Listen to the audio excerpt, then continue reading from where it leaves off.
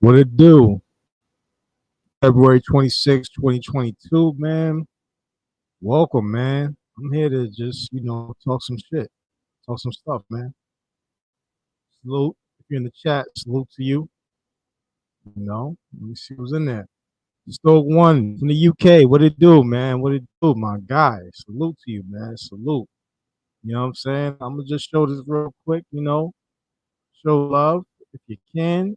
If you can't, don't worry about it, man. We still here, you know what I mean? So, we're gonna talk some stuff about this past couple of years, even recently today, man, with these boomer versus millennial versus Gen X triple threat matches, man.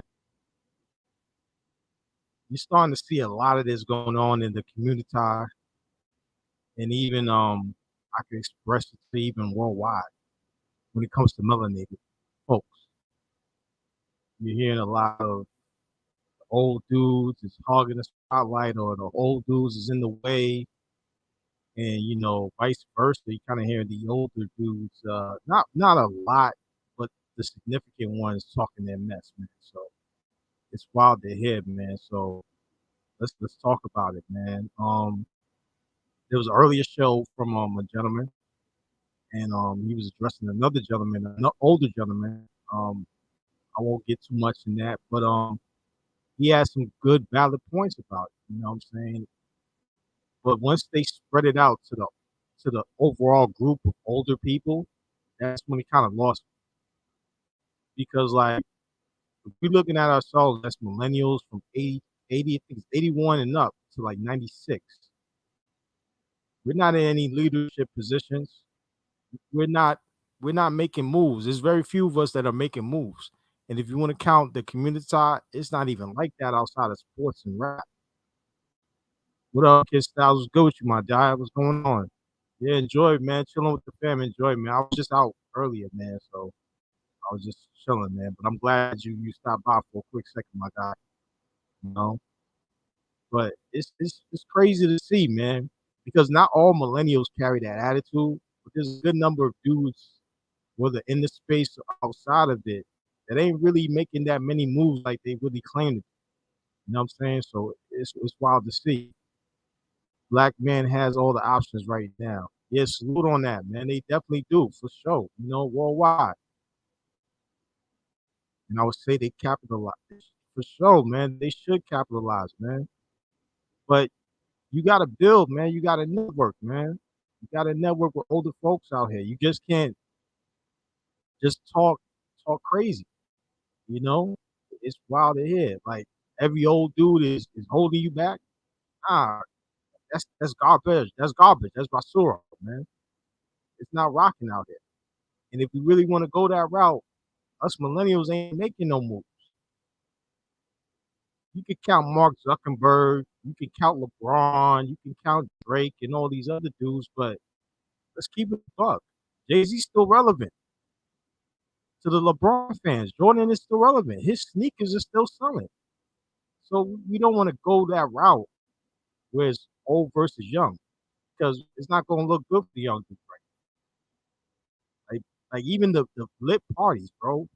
People are trying to recapture the magic of Freaknik in the 90s. People are trying to recapture the magic of the 90s when the Gen Xers had it. That was a time that when they was youngins, they were making moves. Snoop was making moves at an early age in his 20s. Yeah, Chris Cross, you had so many artists that were coming out. You know what I'm saying? KG, Kevin Garnett. Like, I know LeBron. Let's keep it real. LeBron is an older millennial. He's born in 84. He ain't that far off from Gen X. And he's still considered the greatest of all time. So who are we gonna put out there that's a millennial 90s and up? That's close to what LeBron is doing. So we gotta stop with all this. Oh, we gotta either you're gonna make it on your own or you're gonna network and build with others. You gotta pick a route, man. You can't be out here just old dudes this, old dudes that because of one old dude. That one old dude don't represent the whole. You know what I'm saying? And I'm not saying that the ones I'm talking about represent the whole of millennials. That's not true. But we got to keep it a stack here. We got to keep it fair. You know what I'm saying? We definitely can't roll off saying, "Oh, these old dudes, man, look at them. All they doing is they want to get into the young girls' cooch. Everybody getting in young girls' cooch, bro. These 18 and up, they for everybody. It's not just young dudes.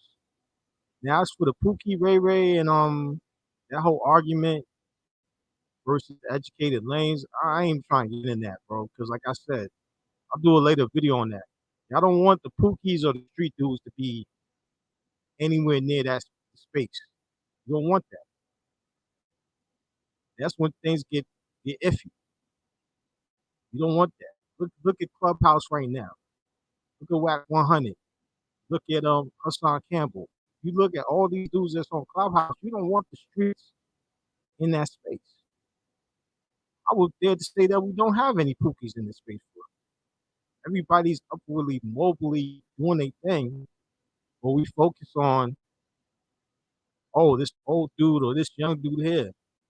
Nah, it's not. That's not what it is, bro. It's all about power. And salute to the guys who preach that message. I ain't gonna hold you on it. They definitely 100. So I'm gonna show you some certain things out here. Let's go with the sports first, because I hear a lot of millennials talking about sports. But for the '80s babies, we're all gonna turn 40 within this decade, one way or another. All the '80s babies, which is the good chunk of the millennials from '81 up, we're gonna be turning 40. What up, Lou? What up, Lou? What's going on, man? If you want to hop on this, man, feel free, man. I sent you the Telegram. If not, I'll post the link out here too. I got you. But in terms of leadership positions, let's use coaches for example. There's plenty of young coaches out here. But can we say that for like the community or even worldwide, like melanated folks are in leadership positions when it comes to sports in terms of millennials? And this is not for the '90s because they're in their 30s. I understand, and there's a big sentiment coming from them, but like you got '80s cats talking heavy too, bro. You got a lot of them talking heavy. So like I'm gonna show you this screen real quick of the youngest coaches. That's what I found from 2019. Y'all find anything recent? Please put in the chat or let me know, and I got you. So hold on, let me see if I can pull up the screen real quick. Give me one moment, y'all. Let me see right here. All right, boom. So I'll show you. This is from 18.com. This is this is it's a soccer website. They are talking who are the youngest head coaches across professional sports. So this is about give or take 3 years. So I mean it's pretty recent. And they say a lot of stuff here, but we're gonna go right here. This is the average age of professional coaches in the top sports worldwide. So Bundesliga, 48 years, Liga, 48.3, United States Major League Soccer, 48.45, EPL, I'm not sure what that is, but 49.2, so about 50. NFL is about 50 years old. Serie A, 50 years old. MLB, 52. NBA, 52.1. And NHL, 52. So, like, not to say that there's not young coaches, that's just the average. So, hold on one second. Let me see what's up. Okay. So, you see here, this is the youngest coaches right here. As of 2019, Frank Lampard was around 41 years old. He coaches Chelsea, which is a big, in terms of soccer worldwide, that is a known team. Chelsea's one of the more famous teams. So salute to him. But I got to keep it a stack here. At 41, around 2019, give or take, he'd be 43 right now. So he was either born around 79-ish, around that time, maybe a little bit before then. I might be off a little bit, around the late 70s. So I put him as a Gen X. And one thing about Gen X is that I think they mastered if you go across the board, especially with black folks worldwide, is that the, the Gen Xers, what made them great is that they learned from the boomers and then applied it and then set it up differently. So you see right here, like he's 41. Got another dude right here, La Liga, Diego Martinez. He's 38. So right now, the oldest millennial would probably be right around that age. So shout out to him. That's the millennial that's making moves in terms of the coaching. So we have here Bundesliga. I want to say this might be German. He's 32. This is a very young millennial dude, right? So 32. That would put him right around 87, I would say. 87, born 86 maybe. So he's right in the middle of those millennials. And there's a class of those millennials that are doing well from 84, 85, 86 crew that are running things right. Like I think Drake's born 86, born 84, this dude's 87. So they're making big time moves if you want to go by the groups. And there you go with Robert Zebi. So this is another group right here. I don't know. Okay, Serie A. So this might be soccer. 40 years old. So he's right at the cusp of millennial Gen X. So a lot of these dudes they're making moves, man. Another one, FC Dallas. So this is MLS Football Club Dallas. He's 39. That will put him right around. I would say at least 80, maybe 79, which is the cusp of the Genesis.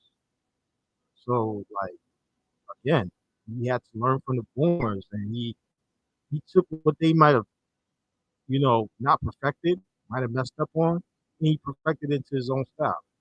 Now we can see how they're doing, but he did earn that position. NFL coaches right here. So we all know Sean McAvey.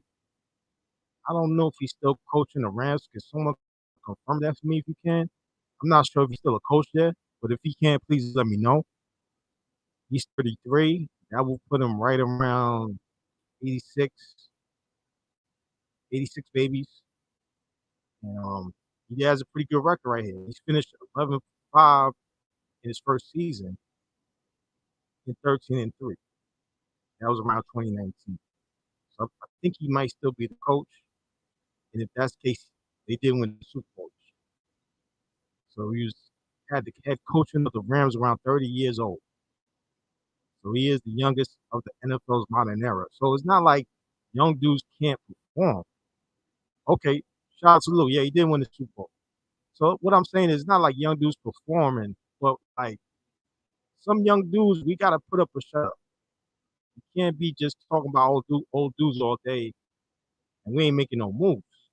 So you see here, like Sean McVay, he worked hard. He got to that position, man. He spent 6 years, man, in his 20s. He could have been out clubbing. He could have been doing whatever. And he might have. Who knows? But he did land that role as the Redskins offensive coordinator. So that's right around RG3 time. And it landed him a coaching job, man. But we got dudes whining about old dudes. And yes, old dudes should get ranked on. But let's keep it real. Are they respected amongst their own age group? All these old dudes that we talking about respected amongst their own age group.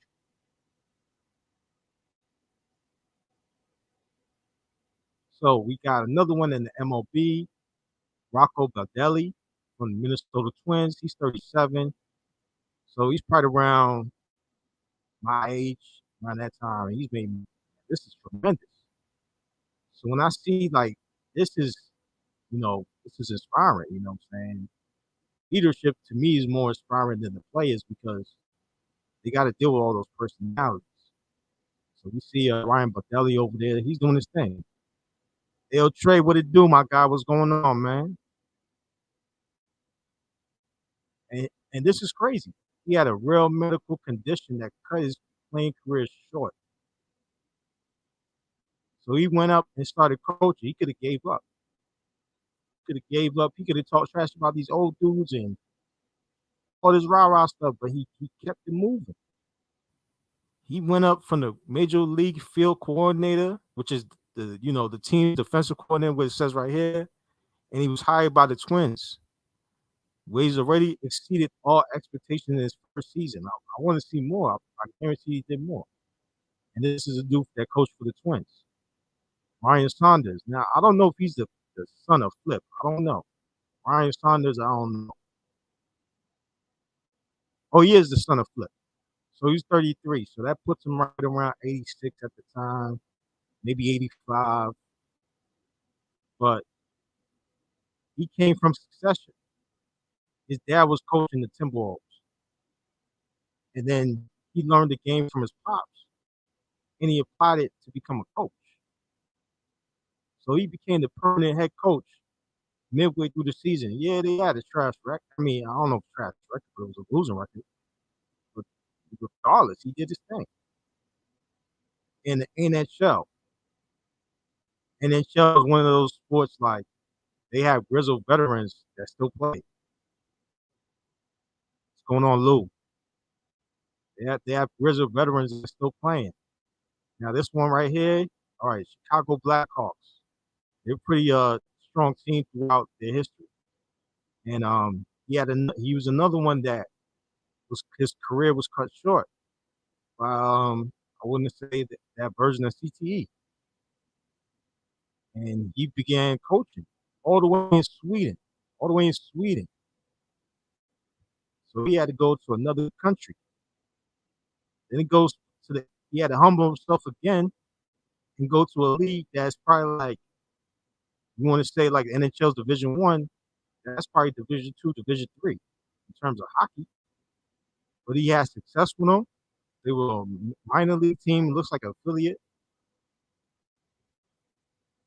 And he had to follow up a 3-time Stanley Cup champion in Joe Quenneville. And he went 30, 28, and 9. Not bad, but for first season, young coach did his thing. And these are the oldest coaches in the league right here. So Roy Hodgson, Crystal Palace, Jose Luis, Mendelebar, 58. He's the youngest in this group. Fred Heim Funkel, Aurelio Andrea Zololi, Bruce Arena, Pete Carroll, Joe Madden, Greg Popovich, and Bruce Bordeaux. Now, if you see Greg Popovich, he won 5 rings.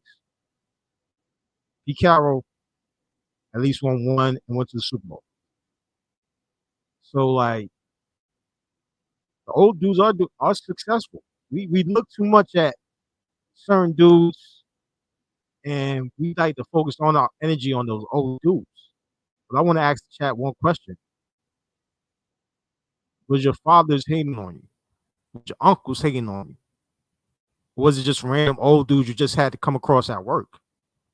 And if that's the case with the latter, do those old dudes represent that were hating on you in your job or out and about? Were those dudes the representative of every older dude?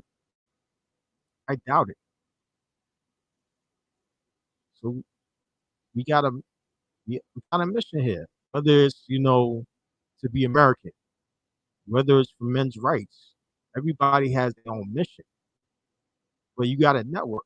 And I understand the revolutions of the younger guys. I heard that plenty of times. But millennials ain't had that revolution. Let's keep it a stack. We can't be not. That BLM stuff, that ain't no revolution. I was just doing whatever, wilding out. And if they really wanted a revolution, look back then. the Detroits, the Baltimores. They were out in the hood. They were all over. I ain't seen no millennials posted up protesting in the hood. Hell no. I'm not gonna do that. And this is not indicative of all millennials, but millennials, we gotta be called out.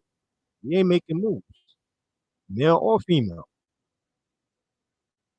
We not making moves. I'm part of that crew. I was born in '83. We not making no moves. We not gaining no power. And yeah, we gotta wait till our 40s, but give it to Gen X.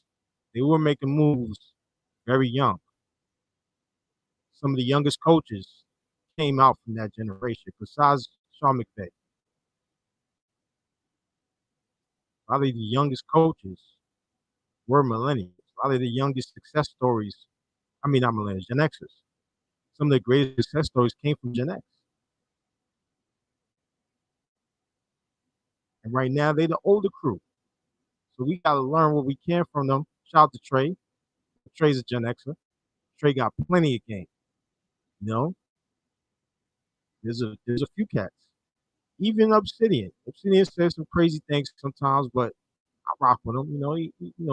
I ain't gonna agree with all his stuff though. But not to say that he ain't say some true stuff. Nah. And I hear, the KS versus everybody beef, bro. But I ain't involved with it. I don't care. All I know was that what these guys were saying in their live streams, they were correct. Kevin Samuels was against his whole message. He look, what up? He was against his whole message. But he's not the singular old dude out here. He don't represent all the older dudes out here. Matter of fact, people should be looking at Trey. People should be looking at Professor Black Ops, Keep It Techie, G Dizzle. I could go down the list. Those are old dudes I rock with. And some of them dudes are close to my age. Those dudes I respect a whole lot. Even Bernard Riley, me and him probably the same age. We becoming the old dudes right now. But we understand that it's the young man's time right now. It's the Citizen Lose time. It's the Kid Styles time, the Free Zone Lose. You name it. They're making moves. Shout out to Black Conservative Perspective. I might be saying his name incorrect. He's making moves.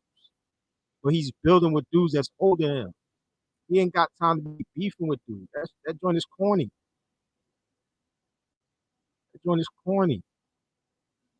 And the dudes that's doing it, they making bread. While you dudes in the chat thirsting. You got one dude about to go from down south telling people to catch a flight. Bro, you looking crazy. You gonna do that online, bro. So they're gonna tape you. You're gonna tape the person coming off the airport and scrap them. Somebody gonna go off the airplane and scrap them. You looking crazy. Get out of here with that. Only in this phase where you hear dudes going at older dudes, and I'll tell you why. There's a lot of unresolved issues, whether it's within the job or within the family. Now, me, I don't know. I might lean towards the family, but I can't say. I'm just throwing it up in the air. What y'all think? Y'all in the chat, let me know. Y'all think it's more business related with older dudes, or is it more personal and family related? One for family, personal related, two for the business. If y'all in the chat, just let me know, man. I want to get y'all positions on that. I'll put this in a link in the chat if y'all want to hop on real quick. You know what I'm saying? Only 25 minutes on Vibe, man. I don't want to talk too crazy. So I want to hear from y'all, man, because y'all the crowd, man. People's what's matter, man. To me, I'm just a provider. Y'all the customer at the end of the day. If y'all want to hop on, get some points in there, whatever. He's on Lou says one. Yeah, I'm with you on that. Citizen Lou says one. I know Citizen Lou, you go hard on the old dudes, man. But at the same time, I've seen you work with them tremendously, and I always said like you're one of the dudes that the young dudes that I don't think is bigged up in the lot in this space, bro. Like the business relationships you made within this space and outside of it.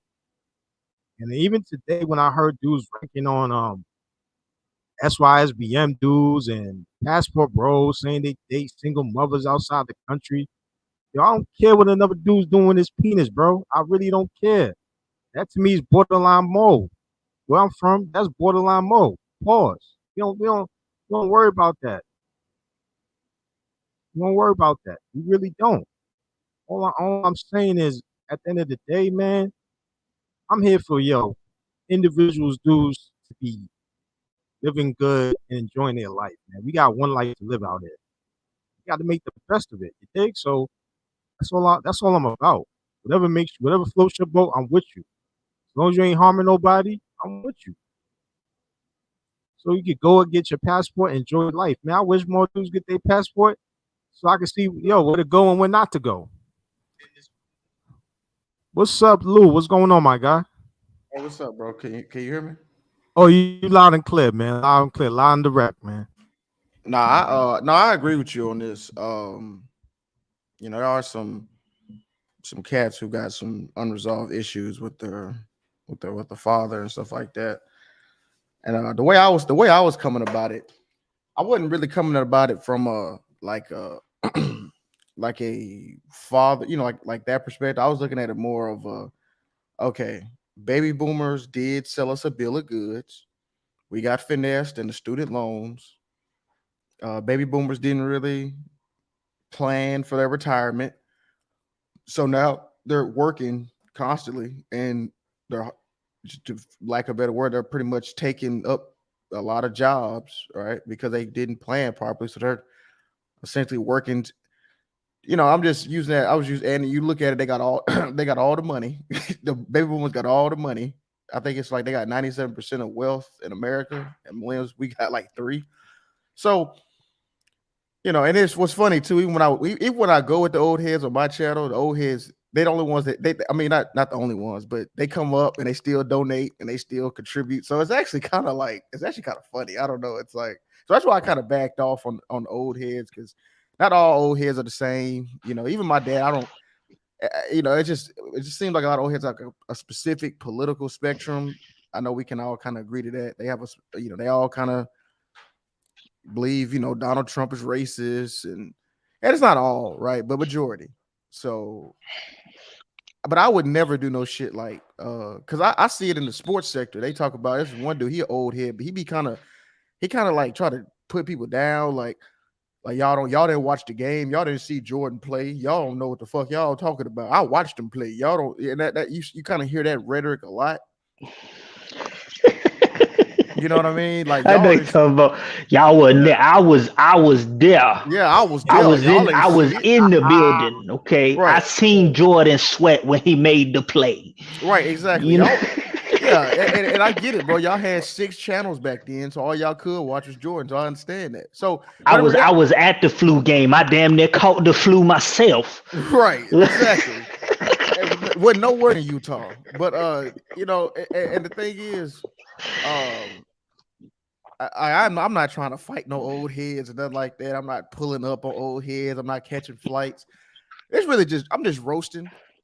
I'm just giving a lot of pushback because I grew up in the barbershops and old heads try to sun you. I mean, there's some good old heads who drop some game too, but it's always Yeah. some dumb, it's some good. I'm not gonna deny that at all. But there were some dummies who were, lying and capping and saying some dumb shit.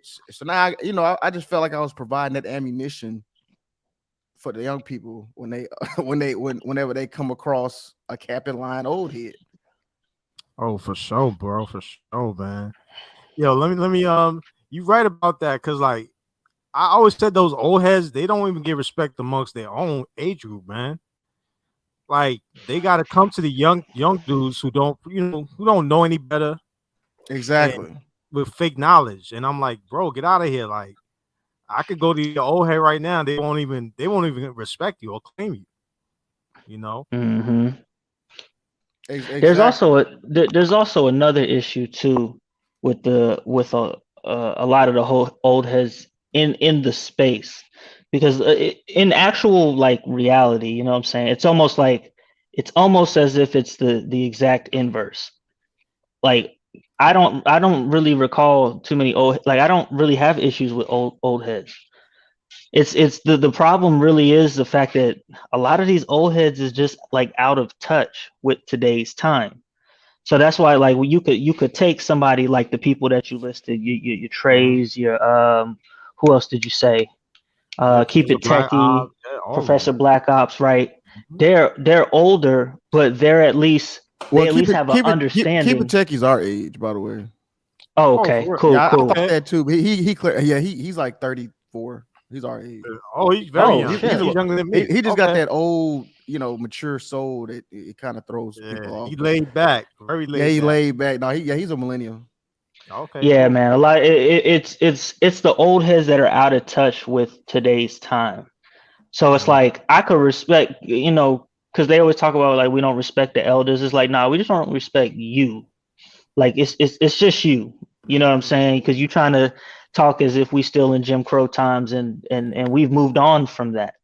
Now there's some lessons that you could take from there and apply them to here in a way that makes sense. But a lot of times it seems like they just trying to, it's like they're trying to always hop back in the time machine.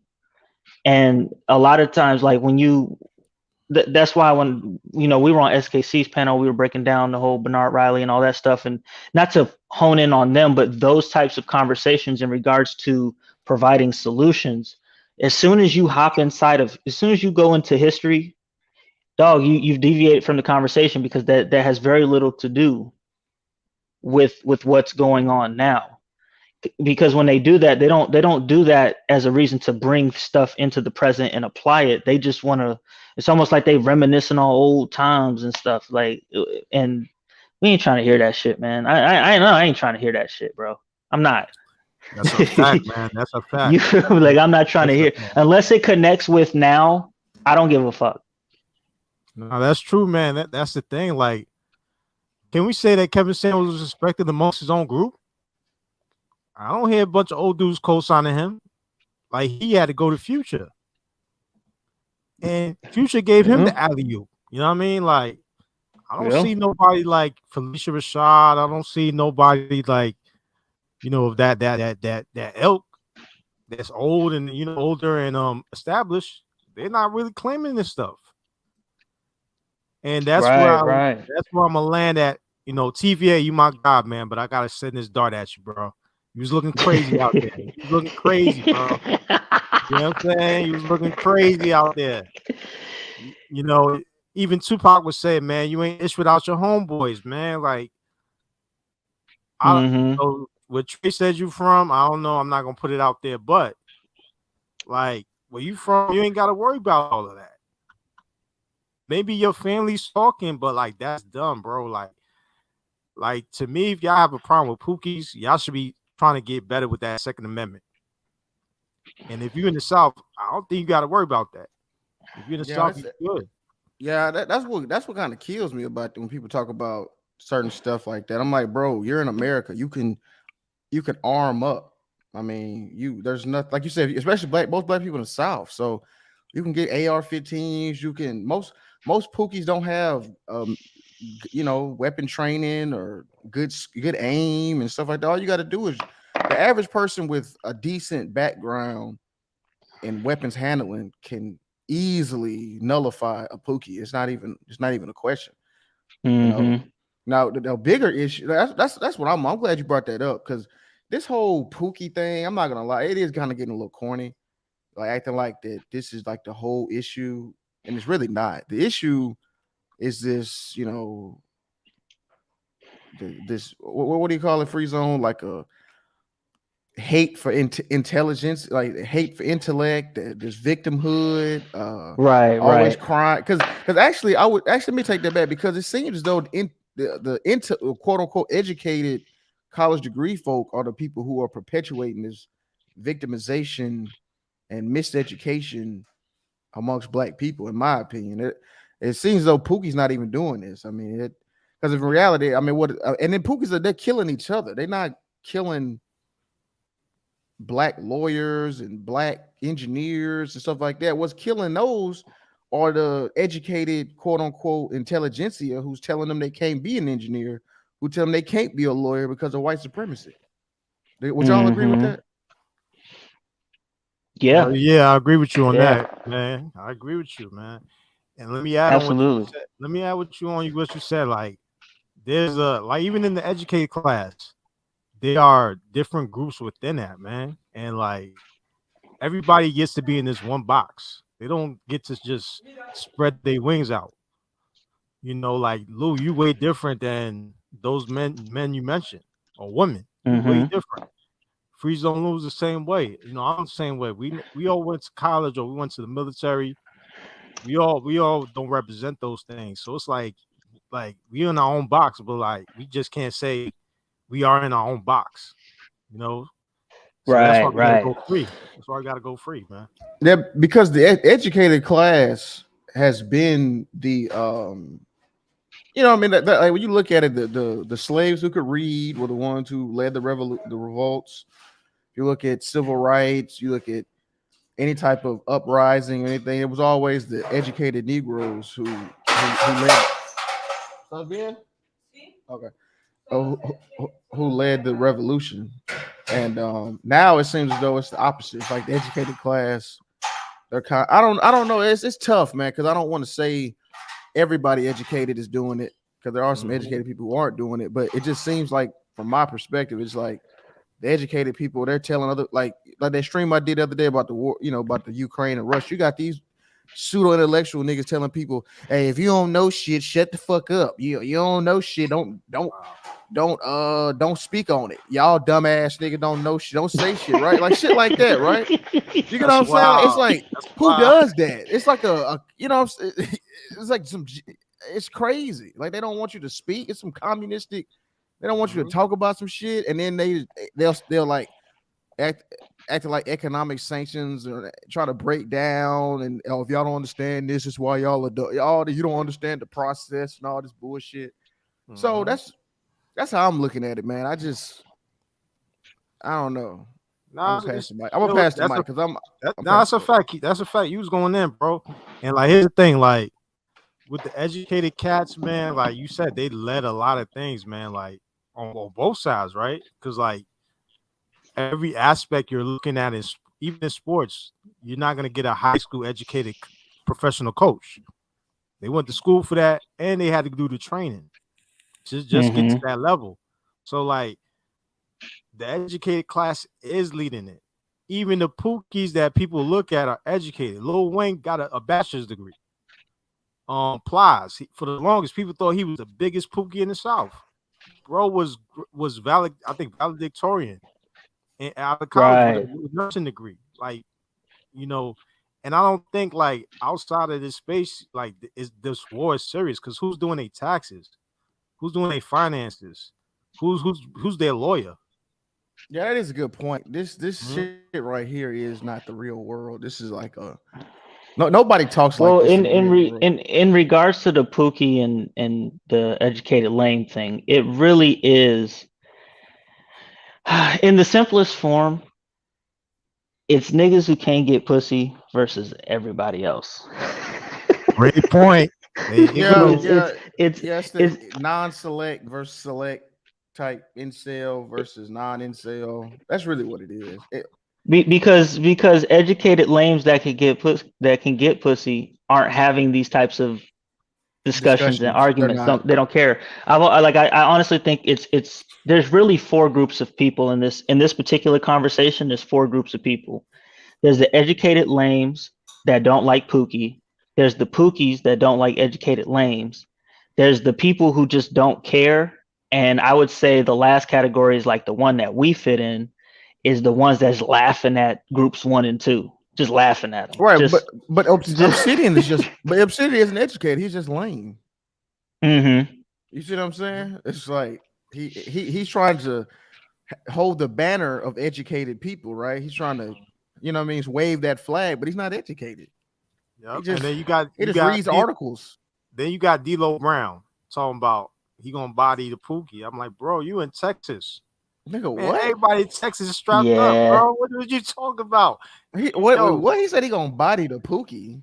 Yeah, like his whole the lawyer dude. I call him D'Lo Brown, man. This is this old school wrestler. Yeah, that nigga. Neck shaking, hands waving. All that. The rapping lawyer, that nigga. Yeah, man. And I'm like, bro, you in Texas. You could get guns for all these people that you want to arm up and go do what you got to do. You could do your Texas 300. Yeah, Yeah. Mississippi, you don't even. I'm telling you, man. All you need is a driver's license, and you kind of don't even need that to get a gun. I mean, you can go to the back. You go to the gun store, just walk in the back and pay with cash. You don't even have to.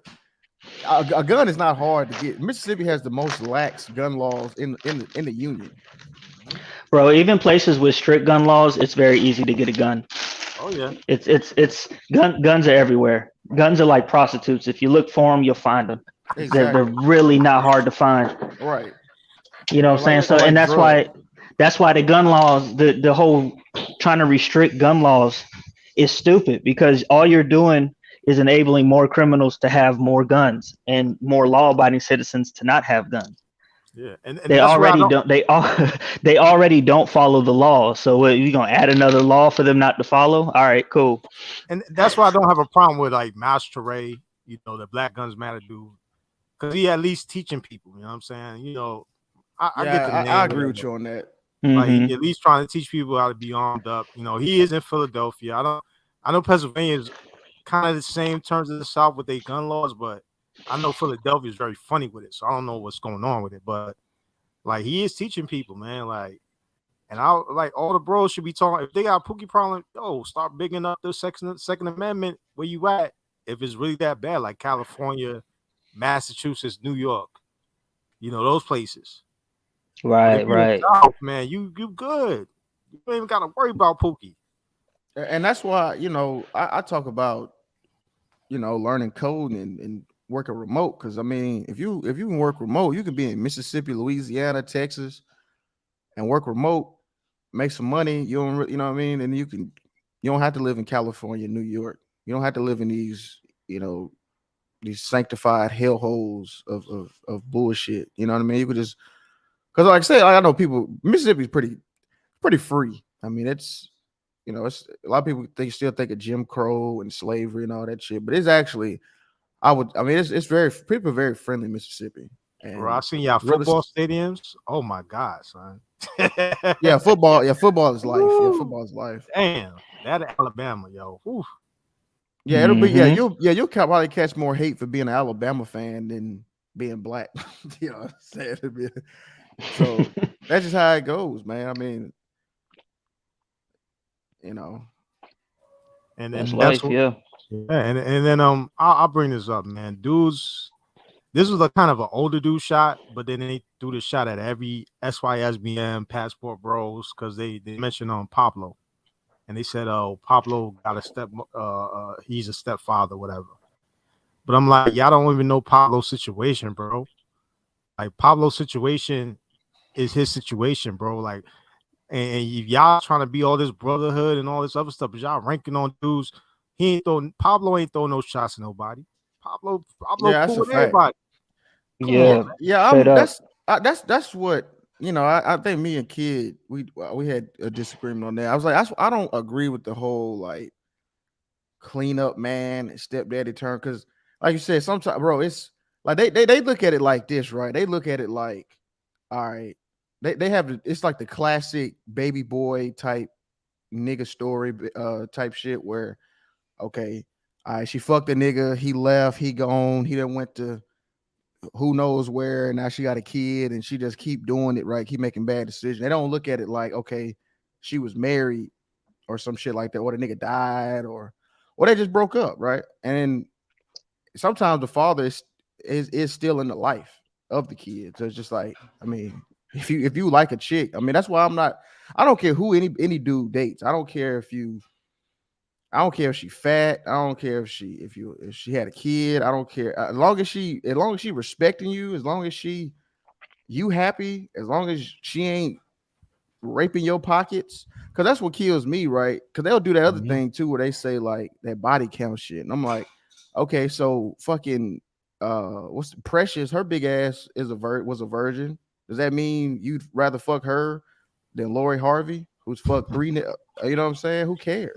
I'm not fucking. I'm not fucking Lizzo. I'm fucking Lori Harvey. I want Lori Harvey. I don't give a fuck what her body count is. I don't want Precious. That's a fact. What's up, Lou? You was gonna say something. And I'm with Trey on that. I'll be a step. And Trey, they'll try to get on us about that. That's what they was. That lame ass nigga Smurgo was saying. Talking about, oh, they treat you better. They better look at single mom. He kept throwing the single mom shit. See, a lot of these niggas, mamas were single moms, right? You see what I'm saying? A lot of these niggas, see, I've noticed that the niggas who didn't have a dad have the biggest problems with stepdads. Ain't that crazy? Yeah.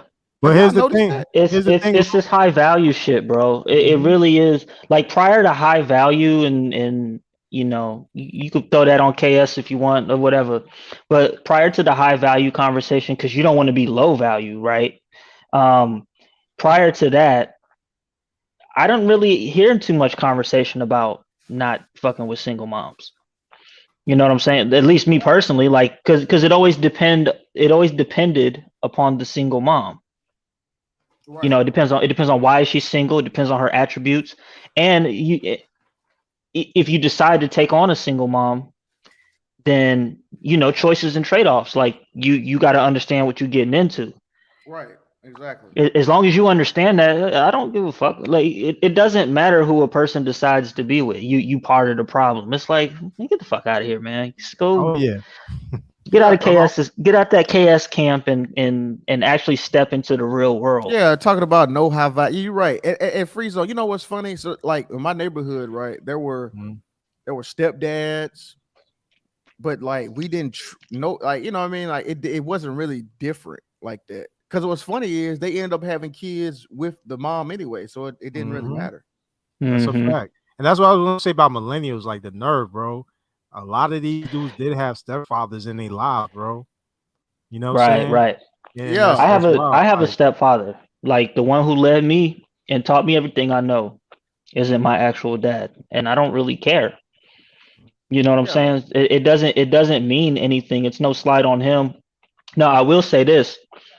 There were things that the problem with the single mom thing, and this is the point that I do agree with on that side.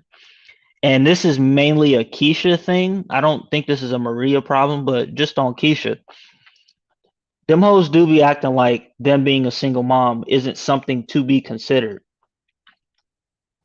And that's the part that really fucks me. Like, you should just fuck with me. Like, my kid shouldn't be calculated into the equation of how you view me. It's like, no, bitch.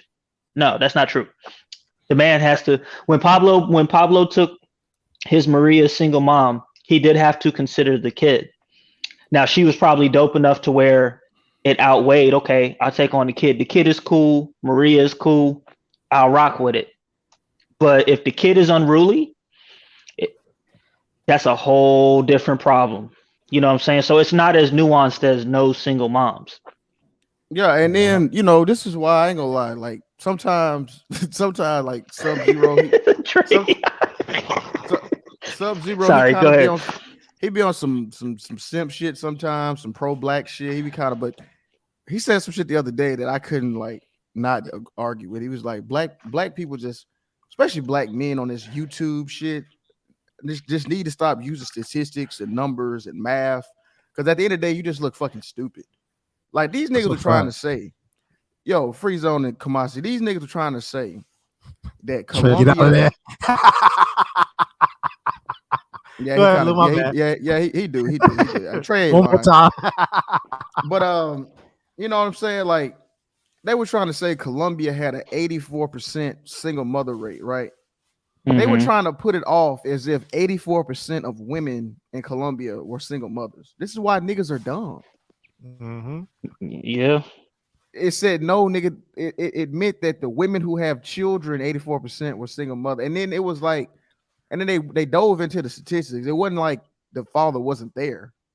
You get what I'm saying? It was just that they weren't married. It said out of wedlock. It didn't mean that the father was nowhere near it. You know what I'm saying? But here's the thing, Lou. Yeah. Here's the thing, Lou and Lou, man. And the main niggas who talk about fuck God and fuck the Bible is now they worried about wedlock marriages. I swear, black YouTube is the worst.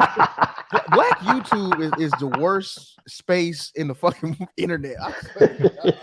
Nah, man, Clubhouse taking the crown, man. But here's the thing, right, Lou. Y'all heard Clubhouse is Clubhouse is pretty crazy. Twitter Spaces is pretty crazy too. Like, nigga. But these YouTubians. My bad, Lou. Let me just say this real quick. Go ahead. Would they say this to Gucci Man? Like, would they say he's? I said that. Yep, they wouldn't say this to Gucci Man. They would not call Gucci Man a simp. They would not call who's that? I said it the other day. It was Gucci Man. Nipsey Hussle. Nipsey Hussle. Yeah, Nipsey Hussle. Yeah. They would never call them niggas. They revere these niggas, but they were stepdaddies. Yeah, man. Yeah. And that's the crazy thing, man. Like, we can't paint all stepdaddies a brush with the simp thing, man. You know what I'm saying? Like, I got friends that are stepdads. You know what I'm saying? Like, they doing their thing. These niggas would never step to and call a simp. You know what I'm saying? That's what I'm saying. Like, and if you F with a baby mama, and let's just say the condom breaks or rips off, you gonna be automatically unofficial stepdad. Cause now you got a baby with her, and she already had a baby. You know what I'm saying? Mm-hmm. So you know that child support money anyways gonna go to the baby mama and the kid, bro. So you can't really just talk all this craziness just because like you ain't married to them or you ain't with them. Like, bro, if you got a baby mama with more than one kid, bro, you're automatic stepdad. Cause they giving that money to two different children. That ain't one of them ain't yours. Yeah, exactly. I mean, another thing too, like even the Monahan report. Yeah, that Monahan. What about the is like the paragon of all information. Yeah, the Monahan report. Blackdemographics.com. These niggas Bibles. The 48 laws of power. These niggas just have no other point of reference at all, and they don't even understand the shit that they're using, especially statistics. Niggas need to stop using statistics for real. I'm getting tired of this shit. But I'm gonna tell you some other shit these niggas told me. Now, go in. I had to come off as a simp because these niggas were fucking up math so bad. I just couldn't understand they told me, they said 71% of black women have two baby daddies. I said, hold on, wait a minute. So are you saying 71% of black women have babies, or that 71% of black women with children have two stepdaddies? And they're like, no, it's that's the numbers. Can't get mad. That's the numbers. Well, you can't get mad. I'm like, what, nigga? That don't even make sense. If that was the case, our population wouldn't be as fucked up, as low as it is. Our population growth wouldn't be as stagnant as it is if that was true. So what the fuck are you talking about? Niggas are dumb, bro. Niggas are dumb. You cannot give a dumb nigga numbers, man. You cannot. Right. And then when you do give them the right numbers, man, we don't give a fuck about that. Right, exactly. Like, you feel me? Like, I'll use statistics sometimes, but very, very rarely. It's certain situations. And even then, that's not the end all be all of just because I name a statistic. That statistic isn't the guide and the end all be all for the driving force of how we should move. Like, there's a lot of things that need to be considered. And that's what I've noticed with these dumb niggas, bro. Young and old, whatever. The concept of nuanced discussion is completely gone from these conversations. Things aren't as simple as no single moms. It's not that simple. I mean, you can make your life that simple. It erases a lot of the whatever, but shit ain't that simple, man. It just really isn't. I mean, bro, you can be with a chick with no kids and she put you through hell versus a chick with a kid whose life is who actually makes your life a lot better. And it's like, I mean, is the kid bad? Is the kid a fuck up? Is the kid calling you a bitch ass nigga? No, then what? Then why are you worried about what internet niggas got to say? You know what I'm saying? Like, do you? She could love your dirty draws. You know what I mean? And like, and she treat you better than, because I was on that wave too at one point, right? I was like, I ain't fucking with no single mom. My mom told me that, right? She said, "Don't ever mess with a kid." And there was a situation where it was two chicks I was talking to. One had a kid and one didn't, right? Now, here's the nuance to it, Free Zone. The chick who didn't have a kid, she did have brothers and sisters who were such fucking losers that it damn near work children. Right. You get what I'm saying? Like, they essentially were kids and they were complete fucking fuck ups. And they made life horrible. Versus the other chick who did, I was listening to all, I ain't even mess with a chick with kid. And she was cool as fuck. And she was a nurse, Puerto Rican too. Fine as fuck. Yeah. And here's another thing too. You could obey all the statistics. Let's say you get all the statistics right and you manage to find a woman that's right in that space, right? That meets all your statistics or whatever. If you ain't that nigga, you gonna always run the risk of losing your bitch. Boom facts. The statistics don't matter. If you don't understand women's nature, and you don't understand how to keep a woman, and you don't. That's why I can respect like a Sir Ism and the Macosphere stuff, even though it's comical and it's funny, but it's real. Like, if you don't know how to handle a bitch, then your statistics do not matter. They don't matter at all. They really don't. And analytics and all this shit, the Man in Hand report, and what's these other black demographics, all these. None of that shit fucking matters when you talk about, like you said, personal. I guess you can really just break it down to soft skills, right? Right. Yep. And even if she is the most feminine or whatever, again, if you ain't that nigga, it's gonna be even worse with a feminine chick than it is if you get a masculine Keisha. Let's be real. If you feminine as hell, that feminine woman is going to, bruh, because she already knows how to appeal. Like, she already has the niggas be simping when a feminine woman hops on the panel, and like the right feminine woman, like let's say an Amira. Even the hardest of niggas will start simping. And so it's like, if you don't have that chick under control, she gone. She gone. She's not gonna waste her time, bro. She's not gonna waste her time. And that's the thing. Like, get out of these statistics and stuff, and actually go out there. Stop asking bitches why you let that pookie nut in you. Like, don't ask a bitch that question. Yeah, that is lame as fuck. that shit is so corny. Don't do that. Enigma one time, bro. If you really got that big an issue, then don't even, like, what I'm saying, don't even mess with a chick like that. If you sitting around here talking to her, and you just thinking about all the niggas she done smashed prior to you, nigga, you I don't know what to tell you, bro. Just don't talk to her, bro. Because when I first heard that, I heard that like the only reason why the educated lambs are so mad is because they probably lost their favorite bitch to Pookie. I was like, okay, that's a little personal. They taking shots. But the more conversations I have with them motherfuckers, I'm like, his niggas do got a point. Like, it's like, can somebody please take this nigga Obsidian fucking microwave? Like, this nigga every day he coming out with some more. This nigga just ruining the brand every day. Like, this nigga is just. But I'll take this suit off. I don't take this suit off, nigga. For to put the hoodie on. For real. Take the suit off, nigga. Where my Timbs at, man? Where my Timbs at, man? This nigga, man. Let me get a nickel bag or something, man. And that's the all right, Obsidian, right? He from Philly, man. Like Angry Man said, Philly, bro, you right there in the middle. You can be in the burbs, bro, of Philly. You right there with Pook in them, man. So it's like, it's a whole different conversation. Plus with Future, I'm gonna say Future ain't no Pook, man. He just got a lot of kids, bro. Like, that's what it is, man. Like, no, he's from like money. Like, he's from like he was with the Dungeon family. His cousin, the witch doctor. Yeah, like I remember somebody was saying that, man. He oh, what's up, SKC? Yeah, they said he's something like he has some. Yeah, he's not like from the hood, quote unquote. He's like from a middle class type of upbringing. Right. And see, here's my thing, because this definition has shifted. What is a Pookie now? Because I thought a Pookie was like an unproductive. That's what I thought. Living with your mama, got two kids by you know what I'm saying? You got 2 kids by 4 baby mamas.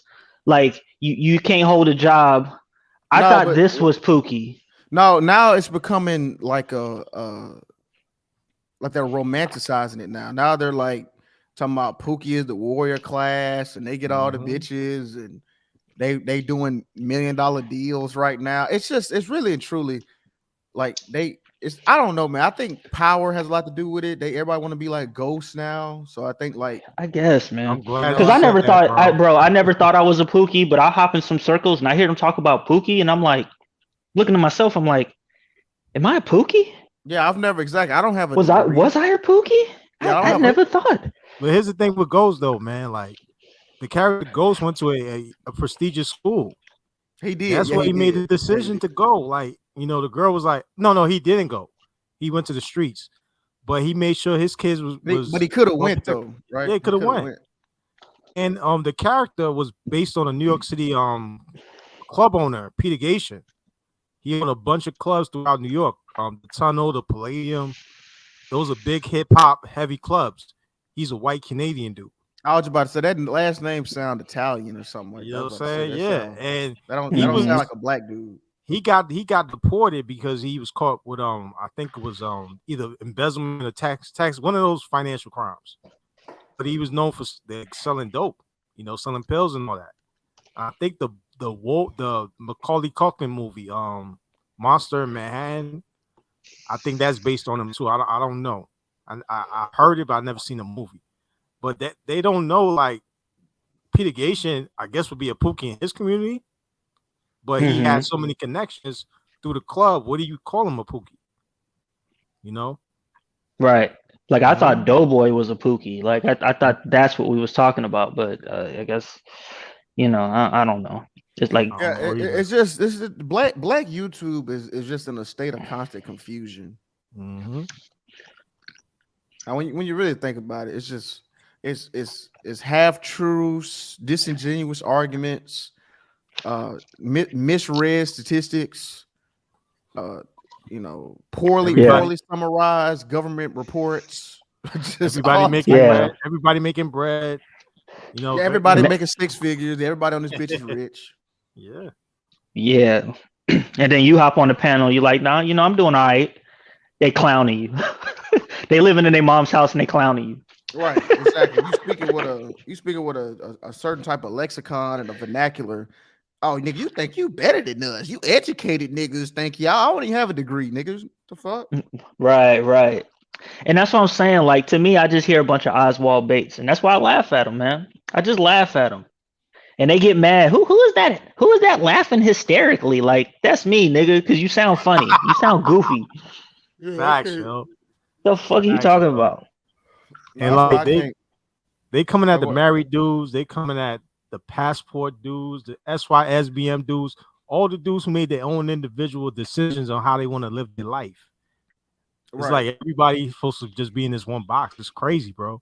Go ahead. And I've realized, bro, you're right. I mean, when you look at the statistics, right? Educated black men are a minority. Black men with passports are a minority. Black men who are married are a minority. Black men who are dating racially are minority. So when you really think about it, all those groups are just soft targets for a lot of dumb niggas, right? Like, here's another one. I'm glad you brought up interracial dating. How many times have you heard that interracial marriage and interracial dating ain't an issue because 85% of black men still get with black women? Mad times, yo. Okay, here's the deal though. Let's go back 10 years ago. That percentage number was much higher. And what they're not realizing is that interracial relationships are actually steadily rising. Yeah, they're rising. Yep. So your whole this is why you cannot give dumb niggas numbers, because your point means nothing. Like, what point did you just make saying 85%? I'm like 10 years ago, I'm pretty sure it was over 90%. You know what I'm saying? Like, it just doesn't make sense when you say that to them. You're like, they don't. It doesn't compute. Well, black men still want black women. It's like, do they? Based on that interracial trend, let's fast forward that another 20 years. Let's see if you're still making that same argument. Yeah, Well, fact, bro. and free zone. Another thing too. That's why I tell them Gen Z isn't thinking about any of this shit because we're in the kids of today who are going to be adults later. They're in a totally different environment. Like they don't like their diversity is. There's way more diversity in these schools. I told you if y'all look at prom photos from my school when I graduated 2011, if you look at our prom and you look at every year, right, up till now, you'll see the black kids and the white kids. It was separate, right? But as it keeps coming, it gets more blended. The black and white get closer to each other and closer to each other and closer to each other to the point to where the prom king is a black dude and the prom king is a white chick. Mm-hmm. You see what I'm Yeah. saying? Man. So it's like, and I ain't gonna lie, my school doing that now, I'm like, wow, this shit is a complete 180. So that's why I was telling them, like, man, y'all in these all these ridiculous ass shit y'all talking about, like you said, 85%, bro. 2040, 2050, that shit, man. Come tell you, I talk to these they kids, still gonna man. be like they still gonna be like, no, it's not true because still 65% of black men men still like black women. Like, bitch, do you know 20 years ago that was like 85%? Like, and And I let me- believe it was another stat. I was just gonna say this real quick. Another Got it. stat was that 30% of educated black men date interracially. Go ahead. And here's the other Right. thing. Here's the other thing, Lou. These dudes love Instagram. You go to any Instagram model that is non-melanated, they're getting probably millions of likes, millions of whatever heart DMs, whatever they do on Instagram, right? Like TikTok is basically dominated by non-melanated chicks. Like shout out to Trey, shout out to Free Zone. I'm seeing it. Like, That's a big fact. Mm-hmm. Like we was just talking, me and Lou, we was just talking about this new chick in WWE. She's a thick Caucasian girl, right? Bro, like she just started, bro. We both lose, right? When you say, I kind of get a little confused a little bit. Oh yeah, my bad. Free zone. Sorry. I got you. Yeah, Okay. you got. You're right though. You're right. My bad. So like, yo, it's like that chick just started, bro, and she's getting millions of likes, bro. Like they don't know bad, bro. She bad. And they don't know, like those chicks are starting to make their way into Hollywood because now you're throwing away the body shaming, and the body shaming is not these obese Lizzo chicks. You go to Target, you'll see the body display is more of that kind of thicker frame. Not yeah. really. What was that chick Wayne was fucking with? The supermodel, right? That supermodel, little plus size joint. He had married, tried to marry or whatever. Yeah. Here's another issue you run into as well when you start talking about the black community and stuff like that. This is why when you talk to the younger folks that there is no black community anymore, because the black community basically takes in all of in addition to their black people, they take in all of the, let's say, the unwanted people of other cultures. Yeah. To the point where everybody, like, I heard Tommy make this point and I thought it was hilarious. He's talking about he's like, every time you say dark-skinned women are pretty, y'all name the same bitch. Every time that you say light-skinned women are pretty, you list a whole range of bitches. And all of these bitches all of these light-skinned bitches aren't technically black. They're mixed. That's a fact. You know what I'm saying? And mixed is really its own genre. Damn. See that's what I mean. That's funny because Tommy can go there. You know what I'm saying? But that is true. Like, bro, they named the same dark skinned bitch, Kelly Rowland.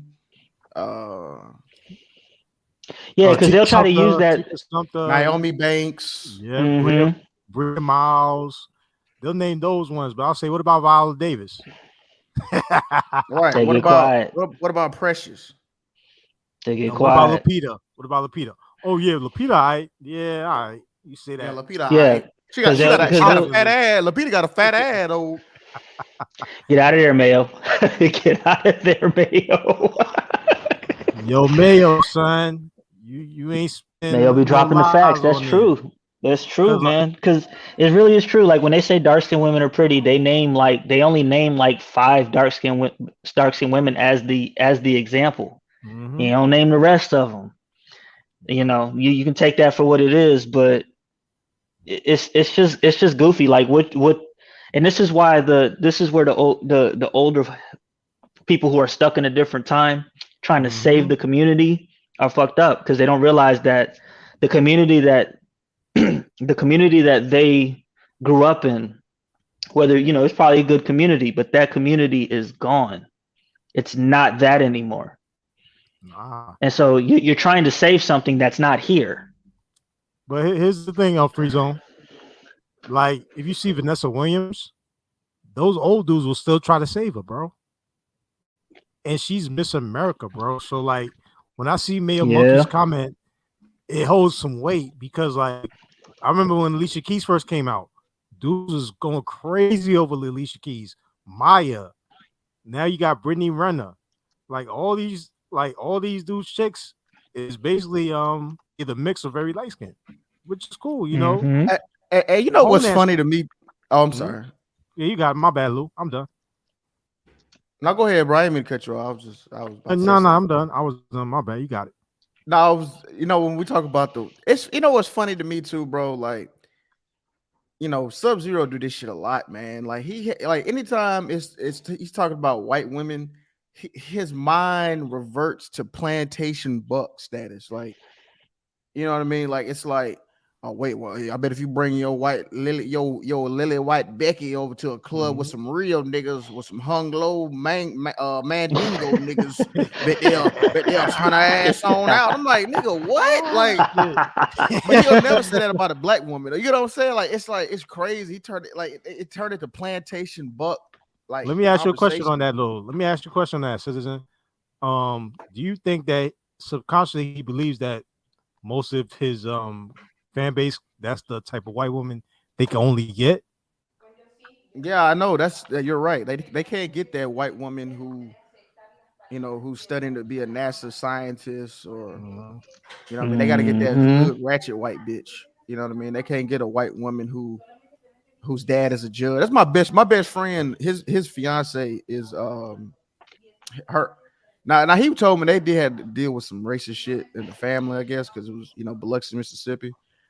But her dad is a judge, right? And I think she and I say this too, like it's best to be the first black dude. it's best to be the first black dude she dates. You know what I mean? You don't want to be like the third or fourth. You know what I mean? You want to be the first. It's like running the train. You want to be the first one up.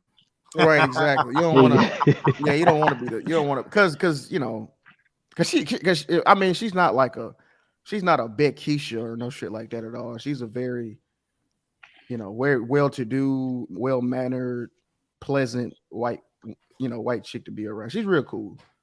But here's the funny thing, Lou.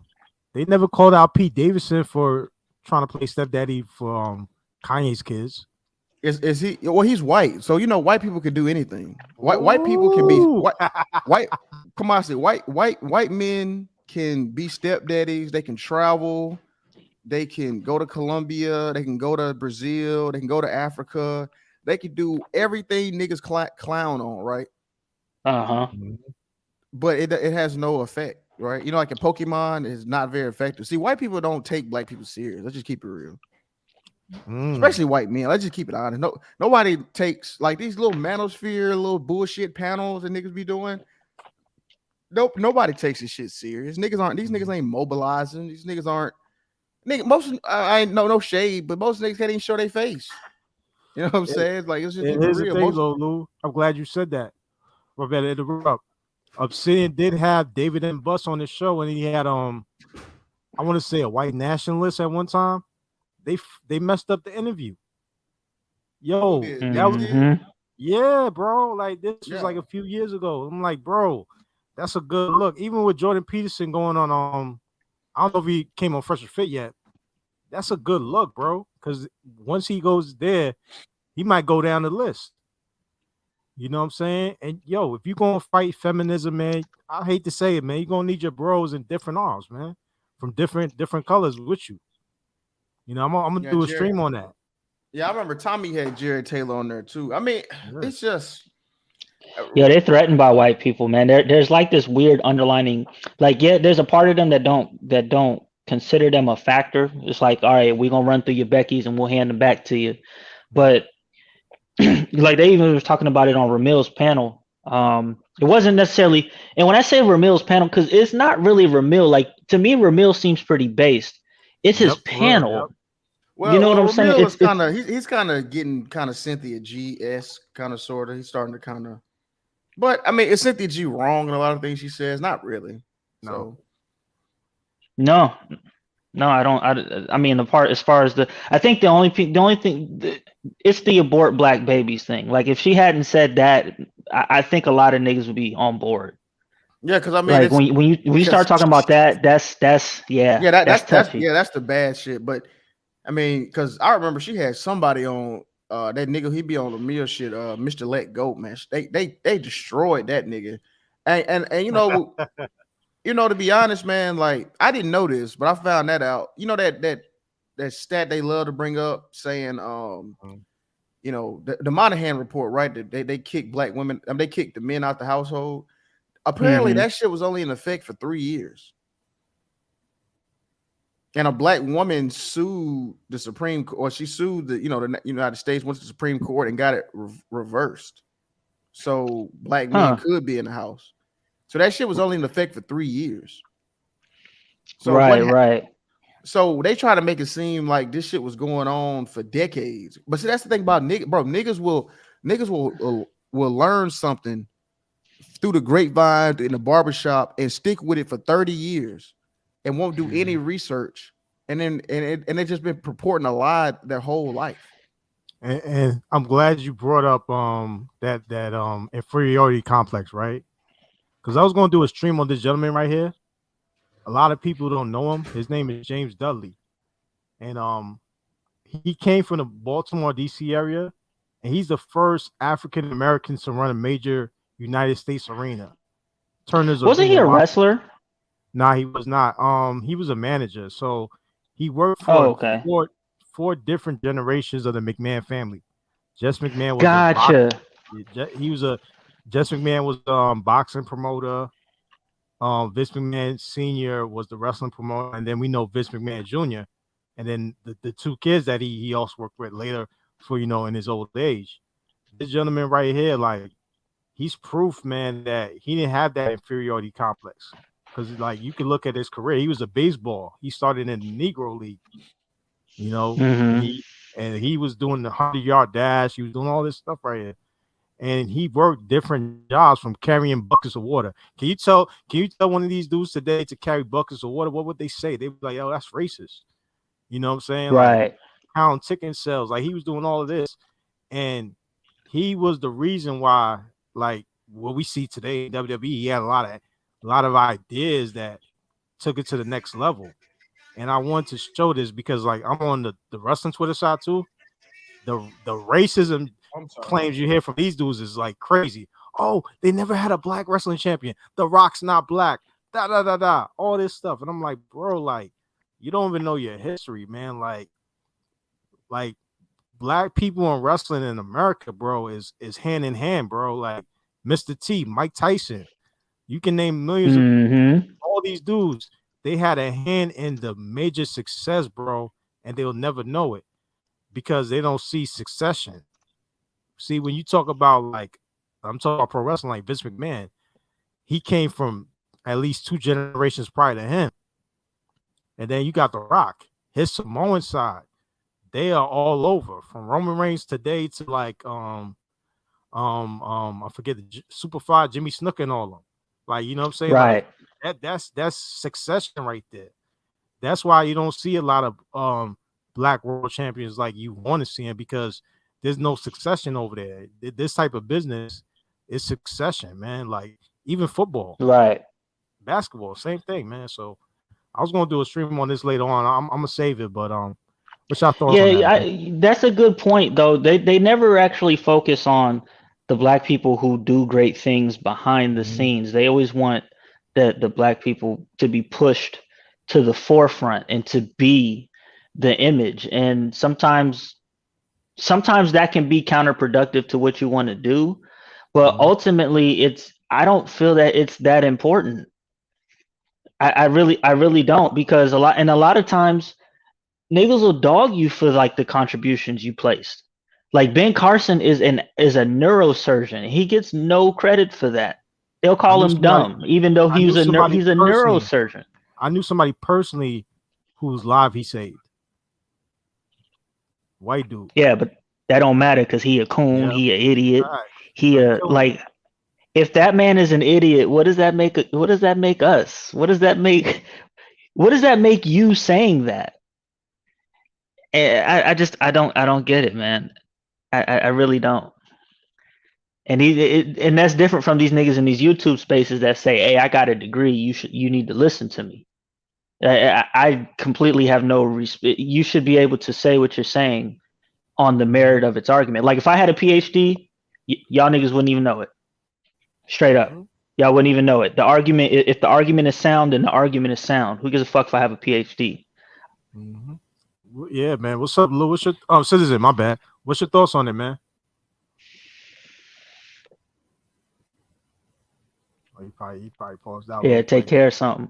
But you feel me, like Kamasi, like if you had a PhD, why would you have to lead off with your PhD just to make a point? If your point makes sense, then your point makes sense. If anything, you should blow everybody out the water. But that's oftentimes that's not the case. Like these motherfuckers with degrees on YouTube, they don't know how to argue. They don't know how to debate. Because they used to hearing it from other people when they try to debate, but they didn't know that the reason why I brought up the degree with them was because like there are certain universities and there are certain distinctions that if they have it, you really can't really talk unless you have hard concrete evidence. So right. Relate that to out here to us that they think we don't have education, we don't know our facts, and now they turn it on us. That's my opinion on it. Right. Yeah, I mean, people with degrees be wrong all the time. If you follow the history of some of the biggest tragedies that have happened and atrocities in the nation in history, there's oftentimes a motherfucker with a degree in the middle of that. There's oftentimes an intellectual in the epicenter of that whole thing. Let me ask you a quick question. With the affirmative action, do you think that I'll put this even on the Africans and Caribbeans, with affirmative action in the United States, do you think that the degree matters if you're melanated because of the affirmative action with the lowering of the SAT, the degree kind of thing? Does it really matter when you bring that up in the conversation? No, I don't think it. Let me see. I'm sorry, I just got back. What was the question, Kamasi? Ask Lou that question. I'm a little fuzzy because I want to say no, but at the same time, because education has been dumbed down, and especially being in with going through the pandemic and stuff, if you have the skills, they'll hire you, bro. That's the point blank. Period. They care less about your degrees and they care more about your experience. I've gotten jobs that other people had certifications for, but I had the experience that outweighed that, because they still got to, even if you have certifications, they still got to teach you. That's a fact. You still got to learn. You know what I'm saying? That doesn't necessarily mean you know the skills. So sometimes education can hurt you. Like I'm doing better than a lot of people with better degrees and shit than me, because they couldn't use it. My bad, Lou. The question was with affirmative action, right? They lowered the test scores for the SATs over time, and certain degree requirements. Like a lot of these people, if you find out their degrees, is not these type of philosophical degrees that they used to debate on. Like I don't know about master's teacher's degree, but he likes to throw it in there. For example, do you think that these dudes can really talk about their education with the added affirmative action on it? No, you said Matt. Are you talking about one master teacher, the travel guy, or are you talking about BGS? BGS. He don't have BGS. BGS don't have a degree. Oh, my bad. I thought he did. He just My an old bad. nigga that read books, bro. He just an Yeah, he old just nigga that yeah, be yeah. reading shit. They've Oh, my bad. already debunked it. Yeah, he don't have a him or Kevin said they didn't have a degree. Okay, let That, me that let me was, throw a better example then. Mark Lamont Hill from Temple. no, but I mean we can no I what Freeze on Lucy, I agree. Mhm. I just piggyback over what he said. Yeah, most application is where it's at. You know, they want to see if you can. We can both study the same thing, and one of us can actually apply it, versus the other person is just because that's what you know. It's funny they talk about like these online schools, right? But I know people who actually have jobs that came out of online schools versus people who went to like quote unquote a real school. Mm-hmm. You know what I'm Yep, that's a saying? Like for sure, man. yeah, like. Mhm. Because a lot of military. I know a lot of military people. And they go to like online schools and stuff like that, and then they got jobs and no student loan debt, and they just stacking. But you let Mhm. YouTube niggas tell it. You got to go to Georgia Tech and all this other shit. I mean that's And I, cool. I'm not down to Georgia Tech, but it's not a It doesn't mean you're gonna automatically be. You know what I'm saying? 'Cause like Friezo said, they still had to be taught the job. You still have to be. You still have to apply what you learn. Hold yeah, on, That's what's up? it. and That's I it. thought, And you still have to have you still gotta be that one when you walk through the door.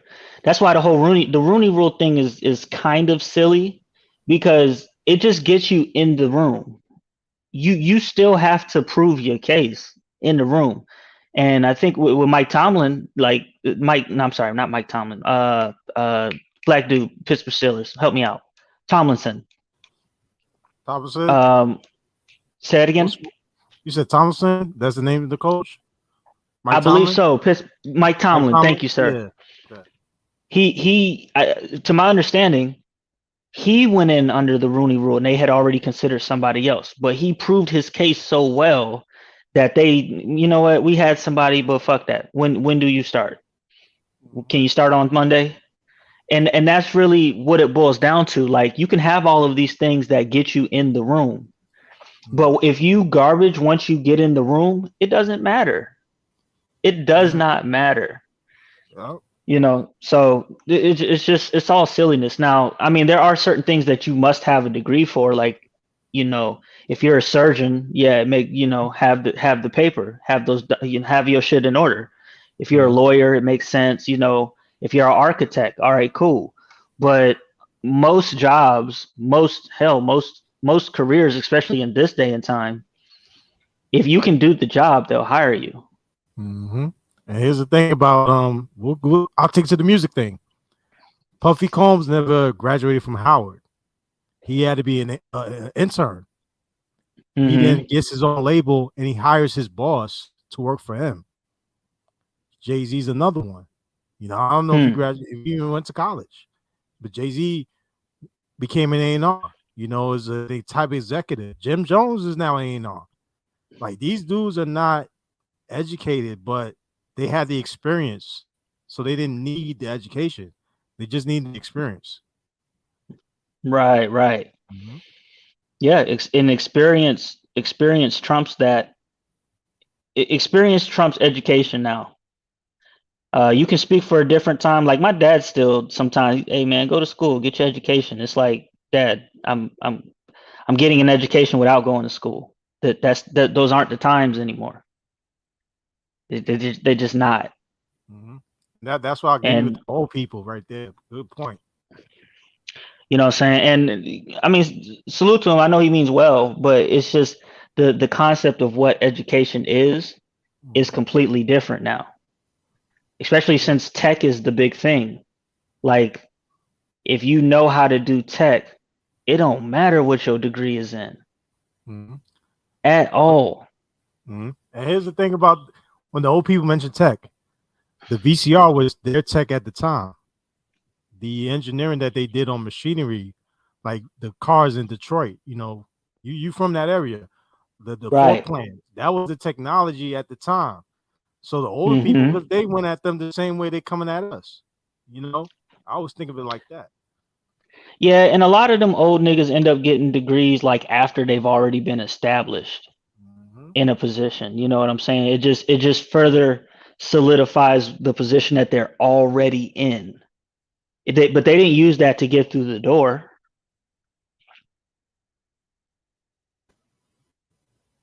And like, all right, we mentioned the high value thing earlier. Dudes who are probably project managers at Walmart are making 6 figures. And you barely got to they just got to do the inventory and paperwork, and that's it. Amazon probably district managers making well over 6 figures. Like it's not. There's so many paths to making 6 figures right now. Like even if somebody right now working at Pizza Hut, if they do their thing and they network, they could be general manager before they know it. And I think that's the advice that has to be spread to the youth, is that don't get down about your job, man. You never know, that job could be opening to somewhere else. You know? Oh yeah. Yeah, man. It's no, that's a fact. You like I said, man, you can sorry y'all, it's my birthday today. And my chick, she happy birthday. Hey, man. Happy birthday, bro. Salute. Appreciate it, bro. Man. Yeah, she decorating and doing all this stuff, and man, my dude, she 21 right now. You're a young dude, man. What you say? I say you 21 now, man. No, I'm playing with you. Nah, I'm turned 29. Okay, that's what's up. Yeah, my cousin, he's same age as you, man. Yeah, 93. 93, man. Yeah, 93. That's a crazy year, man. Yeah, man. But no, I'm with you on that, bro. Like, I mean, look at all the stuff we that's available. I mean, you get certification, and shout out to Theo, man. I mean, I ain't gonna lie, man. I mean, even though we had that little debate, I mean, that nigga was right. I mean, working low key, working remote, working 2, 3, 4 jobs, stacking up, making $400,000 a year. I mean, that shit is, you can't beat that shit, dog. I mean, that's you make that's right. surgeon money. You know what I'm saying? Like, yeah. And like you said, this new world we in, man, this new internet. I mean, you ain't got to do that. You could be, you can get just a trucking business. You can. It's so many things to do, man. Like when people. Yeah. And you know what it is too, man. The internet where it is now debunks a lot of this whole white supremacy thing and racism, because like you can essentially make money from home. You can make money. I make more money on my phone than I do at work. There's no white man that's stopping me from using my phone. So I discount that whole thing entirely. But Free Zone, they gonna turn the internet off, and you ain't gonna make no more money. And what you gonna do when the white folks own the internet? Well, as far as I'm concerned, brother Hotep Lou, the black man made the internet so he could jumpstart that shit back up. It was stolen from us, so now you don't own it. So how you gonna make monies on the internet? Well, if the black man was so smart and he made it, he could make it again. You feel me? Well, but I mean, that's the shit, man. That's the ridiculous fucking rebuttals you'll get. You know what I'm saying? Like, oh yeah, man. Yeah, yeah, man. Like everything's about. This is why the whole my understanding of the whole concept of life is about choices and trade-offs. It's really evolved to this point that you can't take all of these good things that a particular group has done and then just like discount the bad things that are correlated to that. And the example that we used was on SKC's panel. The exact example. It was a beautiful example. If you're saying that black people are the strongest, the fastest, the most physically adept, the most sexually endowed, and all this shit. All physically superior in all these aspects, then when the cops approach you, shouldn't they take more precaution, use a little bit more force, since you are the stronger one? And you feel me? Like you can't take all this good shit and then just discount. Oh, but they should be treated like everybody else. No. No, if we're gonna play that game, let's play that game. It's a D'Lo Brown, man, and his Pookie argument. Could you be mad at Pookie for the same way? Because the chick yesterday, she was funny. She said, why don't they just go scrap it out? And I'm like, They said, just knuckle up with Pookie now. Yeah, like Pookie should go knuckle up with Pookie. That's not gonna happen, man. I'm sitting ain't gonna fight no damn man. I'm sitting not about to fight no damn Pookie. I'm gonna stop that shit, man. Yep. I'm sitting in the damn what they call that shit? Them y'all know them little chairs they be in Walmart when them people be riding around in them shits. The scooters, hover around or some shit like that. The hover around. Man, come on, man. Yeah. I'm sitting there walking around with a cane. I'm sitting there gonna get his ass beat. That's what I'm sitting there gonna get his ass beat. That shit will shake the manosphere. Like The Price is Right, man. I used to see those commercials on The Price is Right. Oh, whenever I'm off from school, I would see that commercial. Hey, that story gonna be on Act Nation. They're gonna be cutting up, man. Yeah.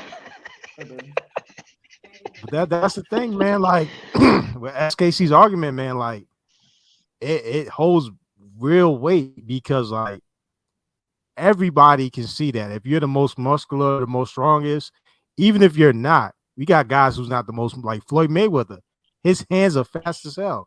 So a little dude, he could be even a threat because his hands are fast as hell and he's fast.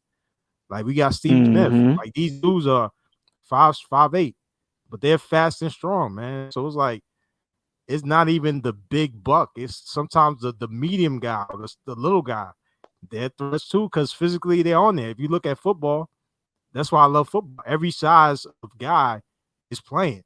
You got 300-pound Vince Wilfork. You got 5'8" Steve Smith. You got James Harrison. Like all these dudes is different sizes, but they all beasts in their own way, man. So SKC, what his point is, it definitely stands, man. No holes in that theory. No holes in that argument. You gotta take the bad with the good. Yep. Yeah. So no, that's pretty groundbreaking. I mean, if we all this, why we need affirmative action and all this fucking begging and crying and groveling and shit. Yeah, there's more evidence to say that black people are inferior than it is to say any other shit. Yep. Here's the thing. Trey brought the idea. He said he should bring, if they're gonna have a police force, bring the Jamaicans, the Nigerians, bring them in there. I'll say add the Ethiopians because they can run. If somebody's running real fast, man, them Ethiopians will catch up. You know, they known for long marathons, man. You cannot out-tire an Ethiopian, man. Are you right about that? They are known for big ass Nigerian dudes. You know what I'm saying? And the Jamaican dudes, they fast as hell too, man. So it's like, and then you got the American dude, which is all the combined, like all of the combined strength, speed, endurance. Whoa. You need a police force, man. Get them. Yeah, we the fastest, we the strongest, we the smartest. All the things we invented, we the smartest. It's like, all right, do you really want to play this game? Do you really want to play that game? Because you're gonna get your feelings hurt playing that game. Because it really boils down to one question: if all those things are true, why are y'all behind? So, you know, I'll leave that. I'll leave it alone. Leave it alone. That shit hurt feelings. That shit hurt feelings. And the crazy thing about it is, it's not like everybody's behind, but it's like the people that are working hard, not focused on this, they're not behind. Like, I see you, Freeze On, you're not behind. I see Citizen Lou's not behind. Enigma, Mayo, Trey, nobody out here is behind, bro. Like LeBron James ain't behind. Ben Carson ain't behind. And Trey made a good point. It's like when you can acknowledge that and have a honest conversation, a normal conversation with white people and other races or other groups, you're a coon. Being able to have a normal conversation, a non-emotional argument makes you a coon. That's why this whole shit is done. That's why one of my favorite people is Daryl Davis, the musician that through conversation disbanded the KKK. Just having a couple sit downs with him and talking, and they grew to understand that they actually had a lot more in common than they did different. And it got to the point where like he has KKK robes in his closet, and niggas was calling him coons and yeah, dirty nigga and all this other shit. But like you feel me? Like you gotta have the conversation. It was funny when Dave Chappelle did it though. You know what I'm saying? That's the crazy part. Like you mentioned that gentleman, but it was funny when Dave Chappelle did it. It was wild. Yeah, Mayo hitting it right on the head, man. Right. He said P Loco said he made him lay the hoods down. Yeah, bro. Yeah, the Communitah is like a retarded kid that drew it with a padded helmet on. Yeah, that's a fact. Like, everyone else is smiles. Yeah, that's a fact. That's what it's like talking to these motherfuckers, man. It's like you know, all this fucking. Yo, that dude from the KKK said about Daryl Davis. He said to his white constituents, he said, "Man, I got more respect for this white nigga than any of y'all combined." Who said that? The I forgot the grandmaster that he had the conversation with. They did a whole documentary about it. Let me see. Wait, who said they got more? So Daryl Davis is a black musician. He's credited for converting Ku Klux Klan members. And I forgot the name of the grandmaster he had the conversation with. It started off hostile and stuff. They met in a hotel room. Both of them had security and all this stuff. It was hostile. But they eventually started talking, and a lot of that stuff calmed down, and they actually eventually became friends, to the point that the grandmaster said at one of his meetings, because Daryl Davis used to actually go to the meetings. He used to just sit there at the meetings. And the grandmaster said to like the white people in the crowd, he pointed at Daryl Davis and said, "I got more respect for this black nigger than any of y'all in the crowd." He said that shit. Yeah, I remember I saw this movie Freeze on. It was I can't remember the movie, but it was like a white supremacist in one cell, and it was a black dude in the other cell, and he called him a nigger or something like that. And then they were going back and forth. And the white dude about American History X? Are you talking about? I think that's what it was. American History X, yeah, bite the curb and all that. And he asked him like, you know, I'm not in here for killing black people, but you are, or some shit like that. He said, the white supremacist told him, I'm not in here for killing black people. You know what I'm saying? And the black dude was in there for like murdering another black dude. And it was just the irony of it was so like crazy. It's, you know, it's like black people really just fucking hate each other. But I'm about to share you something real quick. Y'all go ahead. I'm gonna share something real quick. Go ahead. Y'all I was gonna say, because Tommy made a video last night, man. He said, man, if black people were really all this shit, this body, great people, and we were really, you know, fucked up like this, black people should already had an insurgents, and insurgents so bad that America was like, all right, man, we'll give you Georgia, Florida, and fucking South Carolina if y'all just stop fucking, you know, these guerrilla warfare on America type shit. White people should be at the negotiating table. If black people were really a threat, and if black people really felt like they were behind enemy lines. But they're not. So check this out right here, bro. There's a gang in Maryland, right? I talked about this yesterday on SKC a little bit.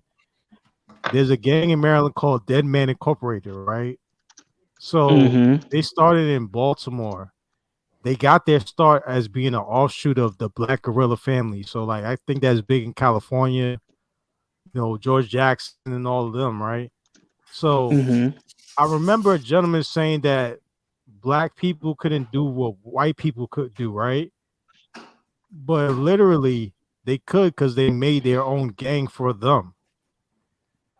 Kind of like the mafia back in the days with Bumpy Johnson and all of them. So this is a white gang. This is a white gang, you said? This is a white gang, yes. They did a documentary on one of those channels where they do the ganglands or something like that. They did a Mm-hmm. quick gangland on them, and this group was offshore to BGF, so they were allies with the Black Mm. Guerrilla family. Now, if you guys check it out whenever y'all can, and everybody in the chat, y'all see that eventually there was a breakup between these two gentlemen right here, Mr. Rourke and Sweeney, James Sweeney, and the other founder Brian Jordan was them. These two were sent to Texas to the federal facilities. So as of now, currently they're having an infight within this white gang.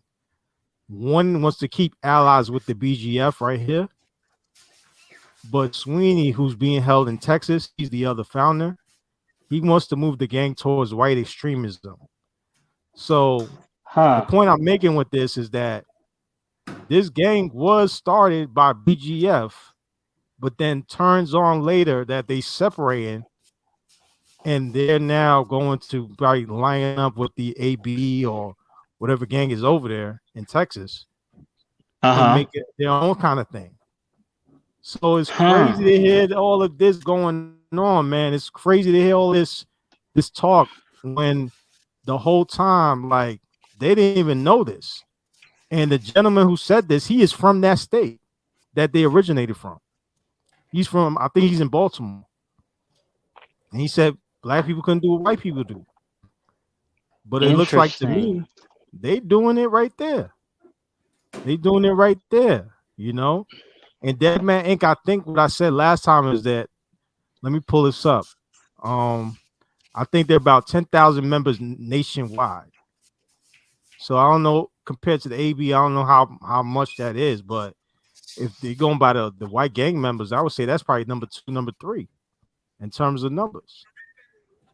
So it's wild to hear this talk, man, and you know that they always said like they can't build white people because like that's not the case. BGF is proof of that. How can Pookie work with them and make their own thing? You know what they claim is Pookie, because BGF is tearing up Baltimore. But I don't get it. What you guys think? Interesting. What you guys think, man? What you guys think? Yo, we gotta, you know, I do my weekend watch, man. We gotta watch this. There's a documentary about it or something? Or Gangland. Gangland? Gangland. I don't know. Maybe it's on YouTube or something like that. You know, the Gangland does like these different types of gangs. They have one on them. Mm-hmm. And at least in the Baltimore area, Maryland, like that's the biggest gang out here. Like in terms of that. And he knows that. Faulkner knows that. I'll say his name. Faulkner knows that because if he's a cop, he knows about DMI and he knows about BGF. But he will never bring that up in terms of his commentary. Right, right. Yeah, and you know what's funny, man? It's like people who have this pro-black, pro-white, like it's funny how like you know they talk about the we was king. That shit's stupid, right? But when white people try to live off of the laurels of other white people, it's kind of whack too. Like I don't, you know what I'm saying? Like I kind of noticed that, like black people say, oh, you know, we built the pyramids, whatever, right? But then you have low level white people say, oh, you know, we built America, and it's like I never really understood that. Like, why is it that white people can say that they built America or whatever, and they didn't really build it? I'm talking about people today. That's a fact. Mm-hmm. You see what I'm saying? Like people today, if like a white extremist says, you know, you see how they got we was kings or like we was founders or some shit like that, right? Like they say we was The hell president. out that shit. Yeah. You know, Right, you right. know what I'm saying? It's like kind of the same ridiculous type of like mindset. Like none of these white people that y'all never been to like not I'm talking not that I like these white people say that they never been to London. They never had tea and crumpets. They don't know what Big Ben looks like. They never been to Oxford University. They don't even know. They don't like when they like. I hear a lot of dudes saying like we got stolen. We don't know where we came from. A lot of white people don't know where they came from. You know, you got exactly. Right, right. You know, No, yeah, but the thing absolutely. is, I don't hear white people really saying it. Like you might hear like the low level, you know, white supremacy every now and then, but it's more black people saying it, right? Like they'll say like white people built this, built that, they built America, and I'm like, but that's the same mindset when they say we was kings, we built the pyramids and shit. I'm just, you know, not, it's just a fact. Like these white people here, they didn't write the Constitution. It was another group. So it's starting to become kind of weird. You know, I don't know. I think black people really are the true white supremacists. I think black people really believe because like I was telling y'all earlier, they act like every white person got a business and white people just were born in money and it said we was builders. we was founders. We was builders. Yeah, and that's what's crazy about dude from Baltimore, bro. South Baltimore is full of that. Yo, Lou, you from Detroit, bro? You know 8 Mile. Like they got their own hoods out there. I think Kid Rock from 8 Mile, right? Oh, Freeze on my bad. My bad. I don't know if he's from 8 Mile, but he's from Detroit. Yeah. I have heard him. I have heard that, but he from the town, and they love him there. He throw free shows there all the time. So, like him and actually him and M is cool. Like they are actually friends. And you know the M hate is funny, but we gotta I definitely gotta run these documentaries on on the weekend watch. I'm actually gonna buy this Accidental Courtesy with Daryl Davis, and we're gonna watch it. We just gonna it's like $8 on Amazon, and I'm gonna buy that bitch, and we just gonna watch it on the stream. Because the way the niggas did Daryl Davis was I mean, it's to be expected. Y'all know y'all know what it is. But you're right, Lou. You're right. Like black people are and it goes from the older to the younger, and it affects the way that they see the world. So anything that's done wrong to you is your immediate reaction is to go to black, as opposed to maybe you just an ignorant nigga. Maybe exactly. maybe yo. And I wanted to say this on the other panel with like maybe your kid just looks unkept as fuck and nobody wants to fuck with it. Yeah, like maybe you ugly. Yeah, maybe you ugly as fuck. You know what I'm saying? Like it's not always colorism. Maybe you just ugly and as fuck. Yeah, because and then even sometimes ugly people can still kind of be pleasant. You know what I'm saying? Like it's crazy. Then and there is this white. They even said it on, like I was talking about Ramil's panel earlier. I forgot, one of them said something like, you adjust your image, do better, kind of this stuff. And one of them was like, so basically you want us to be white. And I had to go to the comment. I was like, yo, what is wrong? What's so bad about being white? Like, what's wrong with that? Yeah, and then I don't know if you remember that panel we had. Hey Brooker, how long you gonna be on, Kamasi? Yo, whenever, man. Y'all got it, man. I'll just dip in and out. Y'all got it. I go. Give me like, I'm gonna be back in like 10 minutes. I gotta go get some stuff. Oh yeah, do your thing. I want to say this real quick too. I remember I had that panel. I was at. We're talking about, like, remember that y'all remember that corporate America panel I had? And Buddy was on there talking about some Asians move like white people. Like, what the fuck does that mean? They move like white people. Like, so they move. They can behave and make good grades and go to college and get certifications and degrees. Is that moving like white people? See what I'm saying? This is dumb. Yeah, because if you want to talk the numbers, statistics, they technically out white people. If you want to use that logic. But it is what it is. It's whatever. There's just certain things that you have to do to succeed, and other cultures do those certain things better. I don't. And if you can't acknowledge that, then you don't even have the stomach to face those problems head on. Like, what the fuck?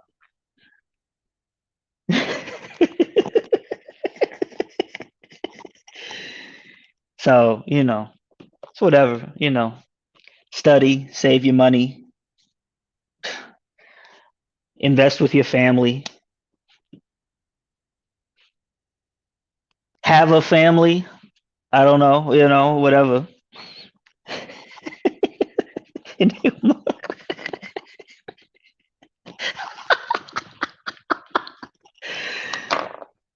So that's just weird calling Asians white people in any capacity. That's just weird. You can't do what Asians do.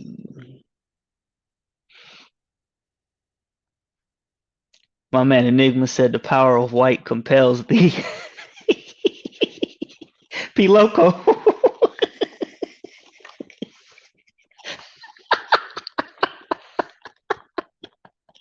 Yeah, my bad. I had to step out real quick. What's up, man? No, you good, you good. No, I was making a joke that like if Asians are white people, then technically, or if they're saying Asians are the white people, whatever, then technically by the statistics, technically Asians out white people, white people. That's If a that's what fact. if that's the game we're playing. That's a fact, man. And I might have punched Mayo in the Fifi. He said, "How dare you, sir?"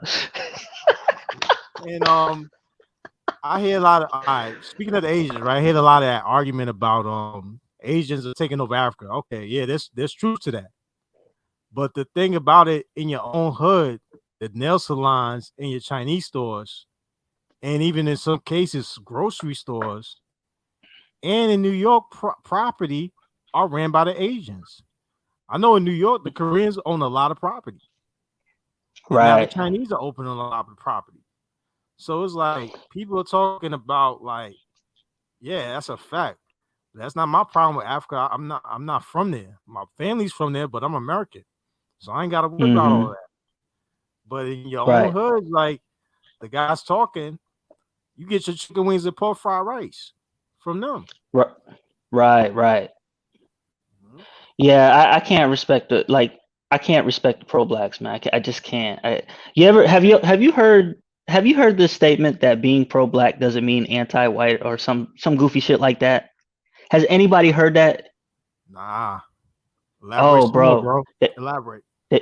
nah, they'll say, well, just because we're pro black doesn't mean that we're anti white, and it's like, then how come every time I put a black problem on you, you put it on white people? Mm-hmm. I cannot stand that shit. The moment if you say you're pro black, the moment you start bringing in another race, I automatically that nullifies your whole pro blackness. Like, what the fuck are you Mm-hmm. talking about? Because it's your problem. Mm-hmm. It ain't their problem. Well, we can't do it because the white people hold the loans and the power. It's like, are you pro black or not? Nah, man. And that's what I'm You know what I'm saying, saying? man. Because these the dudes that's pro black, they don't know these chicks are not the pro black chicks. They not stop celebrating Christmas. You know what I'm saying? Oh yeah, they kids getting all the presents, bro. All the presents. They don't even celebrate Kwanzaa. That's when you hear them chicks saying, "Oh, it's a conspiracy." You know what I'm saying? My boy C. Lou hit it right on the head. Pro black only applies in prison. It's only beneficial in prison. And bro, that I only heard is like in the South and the West, in the East Coast, dudes niggas is banging on niggas, bro. Like that whole thing. The only one time was when like the Spanish was running things, but I only hear that in, like Hmm. California and like the South, and I don't know about the Midwest, but I'm sure it applies over there too. But the East Coast niggas is you can go on a New York prison panel. They talking about banging on other bloods banging on bloods. You know, and I'll Hmm. probably say because the white dudes ain't locked up like that up north. Quiet as kept, you know what I'm saying? Right, But right. I neither here nor there. Go ahead, my bad.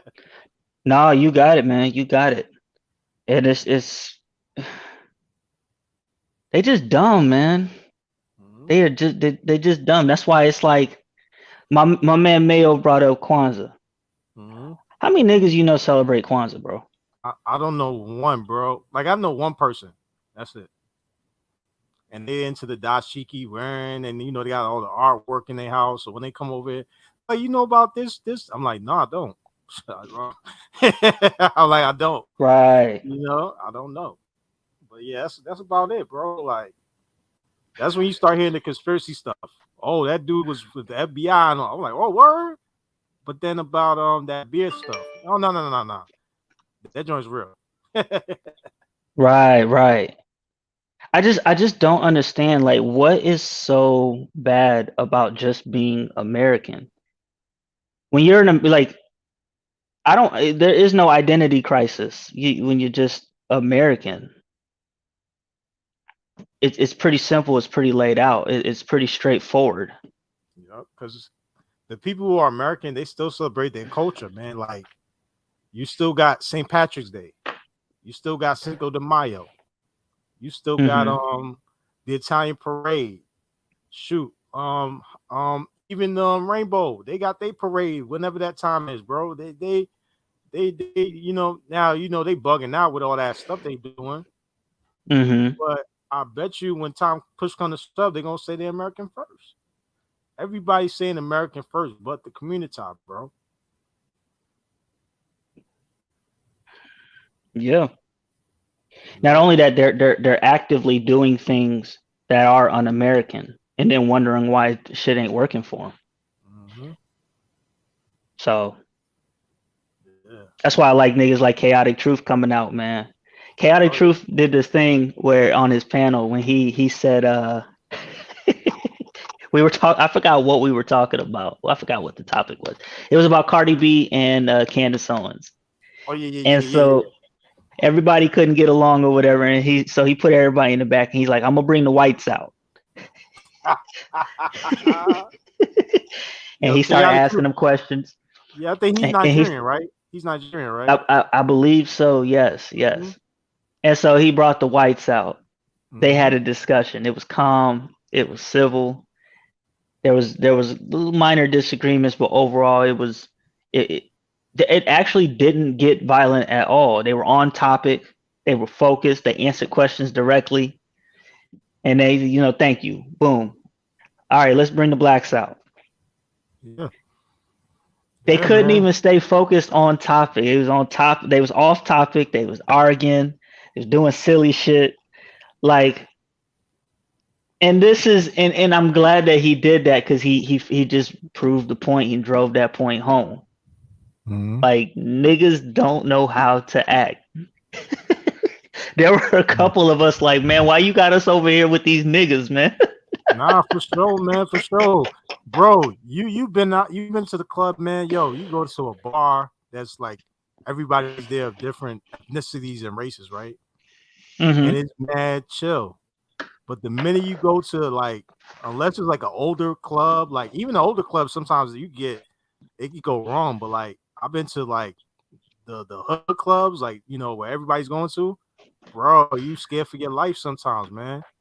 I stopped Right, going to right. them. I stopped going to them because I was like, nah, I can't do that. You getting checked, and Yeah, then you still got to worry about getting shot. yeah, bro. You walk in there. There's violent music.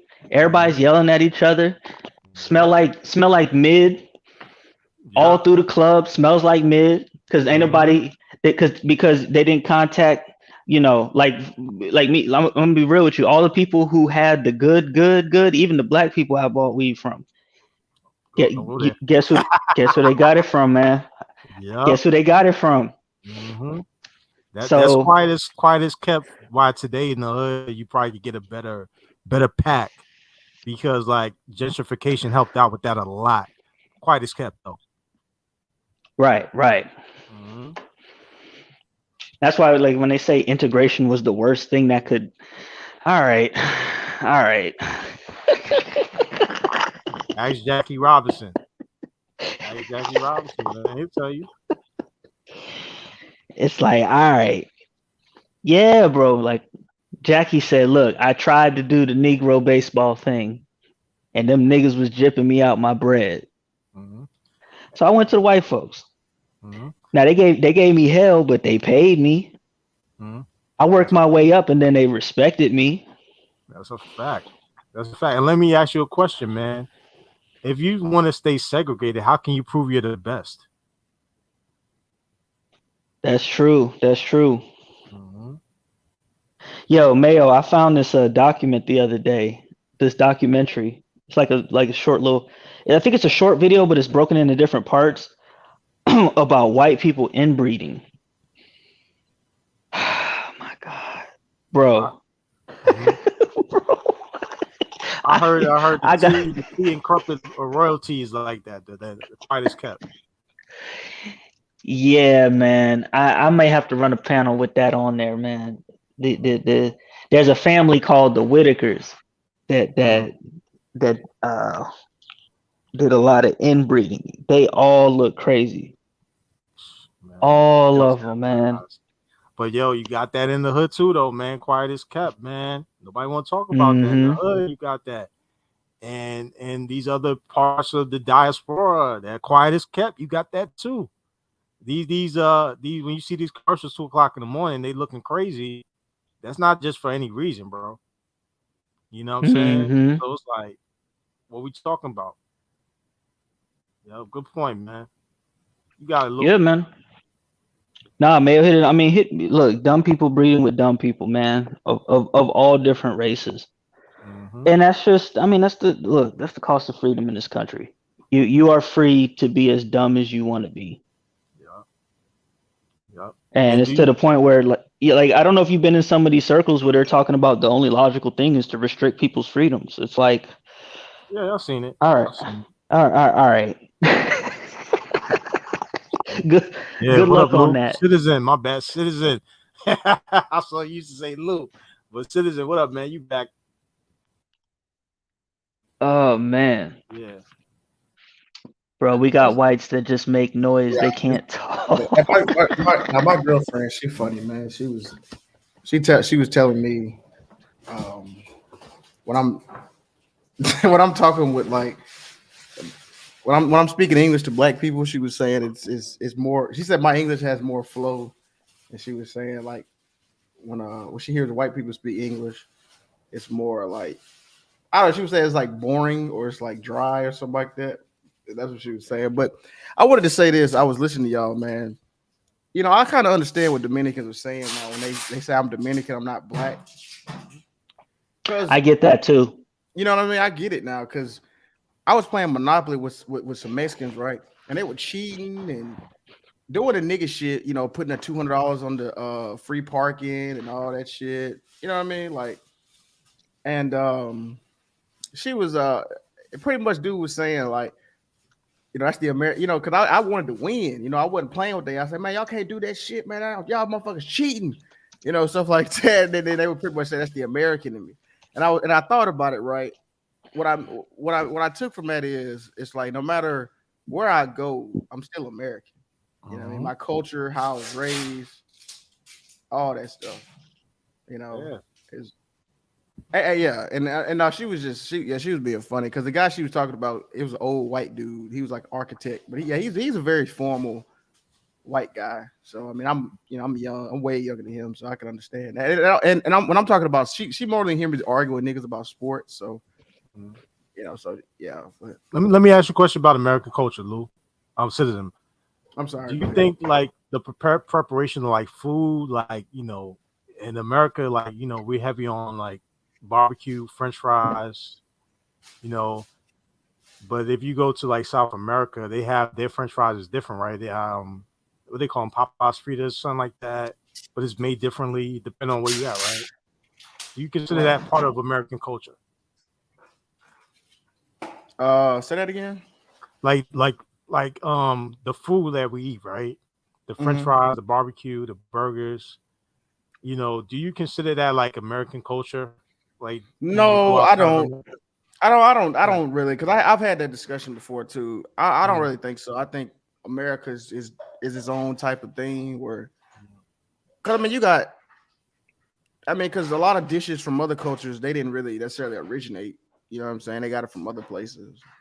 It's just not as common in that culture, right? Because somebody else brought it to them.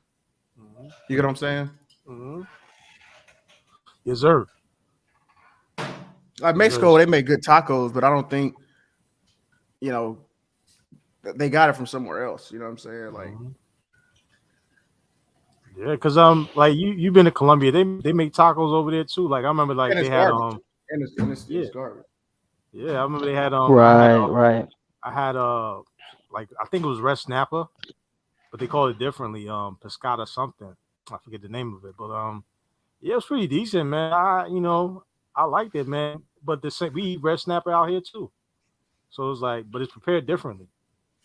But it's all red snapper at the end of the day. So like, Right. let me ask you this, man. And you got your guys' opinion. What is American culture?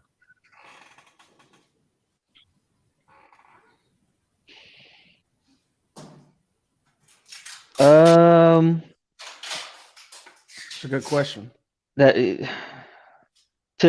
to me, It's it's as simple as just the things that it's an idea of freedom. it's more, yeah, like it's more, it's a set of common values that bring us all together, even though we all do things differently.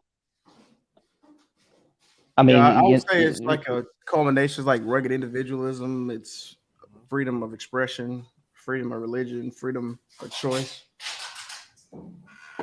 yeah, like I can't really point at, because America is amalgamation of different cultures. I can't really say that there's a specific thing that we do, or like I can't think of, like, when we say American food, I all those foods that I can think of are come from somewhere else. Shit, we got American missiles. We got those. We definitely got those. And so there's this weird superiority about America too, that I rock with, but at the same time it kind of has some flaws. Yeah, it Because does. when they talk about history, they act like history started with the United States. Yes. So That's a like good point. if you were oppressed somewhere else and you come to America, whatever oppression you suffered before you got here, your people, your culture, whatever, it doesn't matter here because you're not in America. There's that kind of attitude, whether it's said or not. It just seems like that's the perception. Maybe I'm off. If I am, correct me. But Yeah, but it is hard to quantify, right? Yeah, I'll say with what you guys are saying that it seems like it's more of a perception because it varies from individual to individual, right? Because like look hmm at Japanese anime, right? Look at Dragon Ball Z. Dragon Ball Z, their main character is the blonde hair, blue eyes, but is that really American or is that German? I don't know. If I see that. But depending on the it's a person, good point. they It's a might good point. they might think it's American. They might think it's American. I don't know. I don't know. Right. To me, it's an attitude, man. Mhm. It's yeah, freedom and respect. Mayo, that video is hilarious. He dropped a video in the chat about Talladega, white Okay, people in bet. Talladega. Let me try to Pull that damn, shit man. up. He said that's what I'm trying America to copy it, but I'm gonna have is. to type it out. Yeah, I'm he's gonna have talking to about type it out. asshole. I just clicked the link. He's a Yeah, I'm gonna show us type your it out. I got asshole. you. I'm gonna type it out. Yo, man, Let me see. I Mail's my guy, man. That's my guy right there. Ape Gang, man. But you know what though? Like, I know a lot of people don't really want to talk about it, but we're kind of in this new global world. This global. I mean, it's. I'm starting to think that a lot of people who kind of push back against it are kind of people who feel like they can't really compete in a global economy, Mm-hmm. which is most Negroes. I mean, let's just keep it real. Yeah. A lot of Yeah. white people too. A lot of Americans really aren't really ready for a globalized economy. Hey, I dropped it in the back, bro. That All link. right, bet. Let me I But think I got it. yeah, a I lot was of able people to ain't built copy for it. that, man. Mhm. And It's it's not that hard. That's just crazy. It's like, I mean, you just gotta kind of. I mean, All it's right, coming bro. regardless if people want it or not. Mm-hmm. And my And thing then is too is like I go to other places mhm. and I'm always gonna be an American. I still, my Fair use, upbringing. y'all. Fair use, y'all. But I'm gonna pause. Go ahead, Lou. I'm gonna pause it real quick. Do your thing. My bad for interrupting. Go ahead. Are you good? I was, yeah. I don't Silly. have My nothing to bad. say. Nah, you good? Go ahead, play. Go ahead, play it, bro. All right. Mayo Monkey.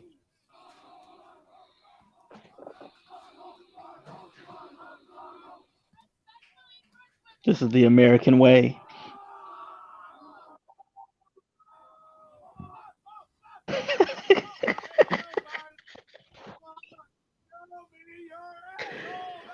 This sounds like a Southern wrestling promo.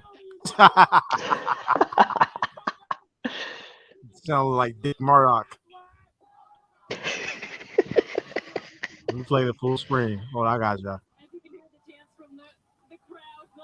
Brandon, you told me you were gonna kind of hang back those first two stages and just nobody has a weird fucking butt off. Nobody has a weird butt off. Nobody has a weird butt off. He's got a drink out of his shoe. I'm gonna pause it real quick though. Going to college, man, in the PW, I did see there's a lot of white dudes. Y'all be saying some wild mo jokes, bro. Y'all be saying some wild mo jokes. A weird butthole, but let it play. Hey, Mayo and them What's up, saying man? they can't hear it. They can't hear it. Oh, let me pull up the volume. My bad. Let me pull up the volume. My bad. Because I think it's low. All right, let me know if y'all can hear it. Put a 1. Oh, damn. What the fuck?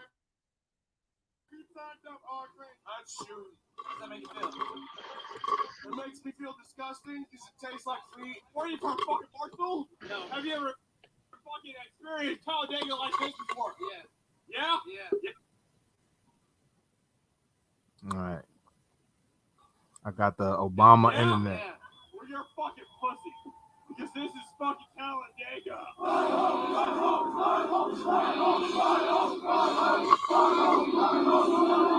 Fuck Joe Biden. Fuck Al Bush. Or your nickname is Watermaker. Hold on. This dang internet. I'm taking these windows off. She don't piss the tent. She pissed the tent. That's Waterman. You confirm or deny these allegations? Deny. The guy that I had sex with was the one that pissed the tent. The one that was just down here with the hat on that said fuck Joe Biden. He was standing there and he unzipped his pants and and I pissed in the fucking tent. It burned. It burned a lot. Are you concerned that his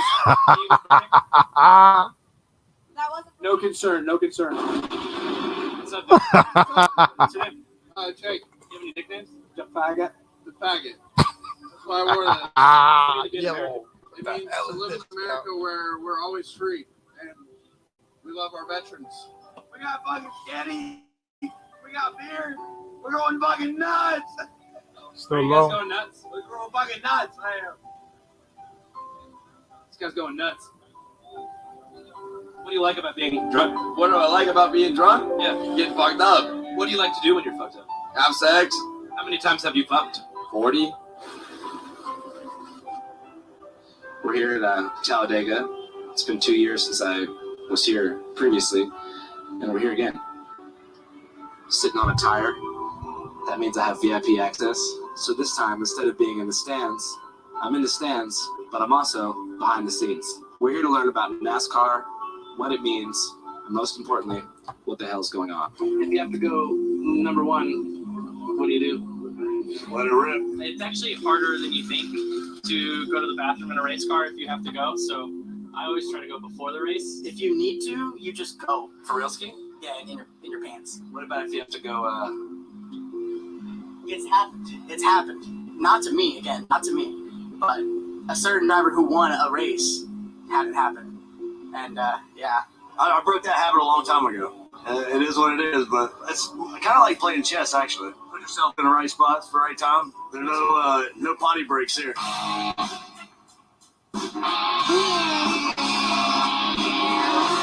So we've been banned from the press area due to our lines of questioning regarding urination. Like cars? Huh? Love them. How can we be so sure about that? Huh? How can we be so sure about that? Because I like to go fast. What's the fastest you ever gone? 100 plus? 100 plus what? 100 plus miles an hour. 100 plus what? 100 plus 2 equals 102? That's what the fuck we do. Breaking news. Breaking news. You're watching Channel 5. With Andrew Callahan.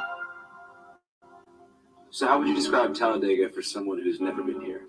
Rowdy, wild, traditional, American, super American. Lots of beer getting destroyed. Speed, history, liquor. People like to have a good time, like to smell gas and oil. Excessive drinking. Let's be. That's a big one right there. It's definitely different than Talladega Nights, how they portray it. A lot of the dudes here are very professional and on their P's and Q's. There's a person driving every one of these race cars. I mean, there's one of them. There's Landon over there. I mean, your car is what gets you to the front. I mean, that's what gets you in the top 5. But I do think that it takes the driver to win. You just double check all your safety equipment and fuck Joe Biden, spinner butthole, fuck Joe Biden, fuck him. Old man knows about Biden. Old man does. Fuck Joe Biden.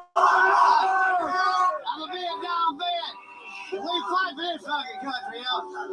Bring back our hill. Leave no baby high.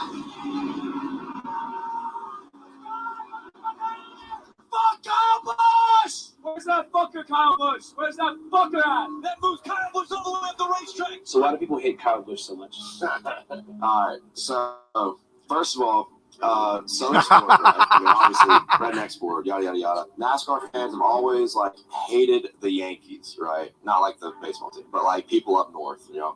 Kyle Busch said that he liked Daytona better than Talladega, so if you're from around here, then you gotta fucking hate Kyle Busch. Fuck Kyle Busch. He has a brother named Kurt Busch who also used to get booed like fucking crazy, but they're from Las Vegas, Nevada. 33. And they're both, especially when they were younger, shitheads, dude. Kyle Busch and Joey Logano are in a fist fight. Kyle Busch walked over and threw a haymaker. Chaos down here on pit road. My pit crew did absolutely nothing to help me out tonight. My truck drove like, and these splitters are absolutely horrendous. They're great drivers, okay, winners, but they're very polarizing. I love Kyle Busch. He says it like it is. He has no filter. He's a crybaby. He's always talking shit about his car, and it ain't never about it. It's never his fault. Fuck him. He ain't a driver. Kyle Busch is the winner. What's so much hate for Kyle Busch here? It's the same reason everybody hates Nickelback. Because the internet says so. Talk your shit. Talk your shit. Fuck Kyle Busch. Fuck Kyle Busch. Fuck Kyle Busch. I'm a marketing manager, and I love these fucking kids right here. Show me your butthole. The marketing manager. Yo, let me pause it right there real quick. That dude was an educated lame, and he's hanging out with the Pookies, no problem, though. If y'all there, y'all hear me? Yep. Free zone? Oh, man, my dang desktop. Can you hear me? Yeah, I hear you. Well, we Yeah, good. Well, yeah, who was the educated like? the dude, he said he's a marketing manager or something like that. Over there, the dude right here with the suspenders, he's chilling with their equivalent of the Pookie, the black, they say black rednecks and all this, right? These are the rednecks right here. He's chilling it with no problem.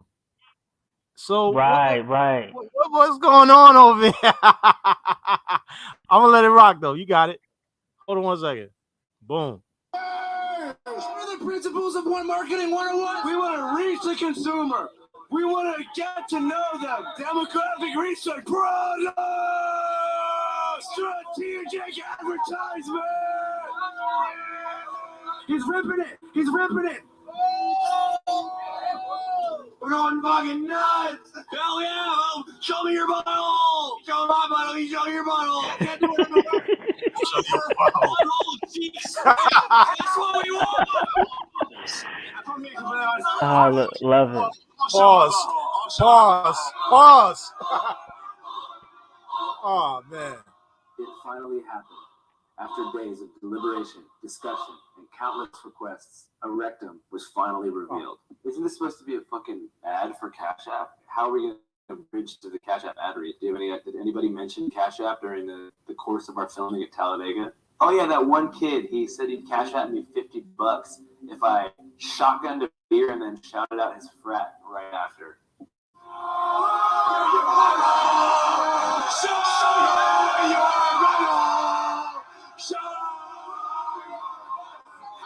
How did that feel? Tough. It's tough. It's a lot of carbonation. A lot of carbonation. Rushing Mackay. Man. Yo, my man's chilling there, no problem. Yo, salute Mayo Monkey, salute and Citizen Lou, salute to y'all in the Cash Apps, man, for sure, man, for sure. But man, yo, did y'all see that? My little homie over there. Yeah, man. Yeah. He's I wouldn't go to I would probably hit Daytona. I don't even know where Talladega is, but if I were to hit a NASCAR event, it would probably be Daytona. But I don't think I'd have any problem at Talladega. I think I'd have a good fucking time. I ain't gonna front. When I was in college, these are the type of people I was chilling with. You know what I'm saying? This is yeah. This is what? I'm gonna let it rock. This I is got you. Alabama, right? This is Alabama, right? Talladega. Is it in Florida, Alabama, right? Citizen Lou? I'd have to look it up. Let me see. Okay. Talladega. Yeah, it's in Alabama.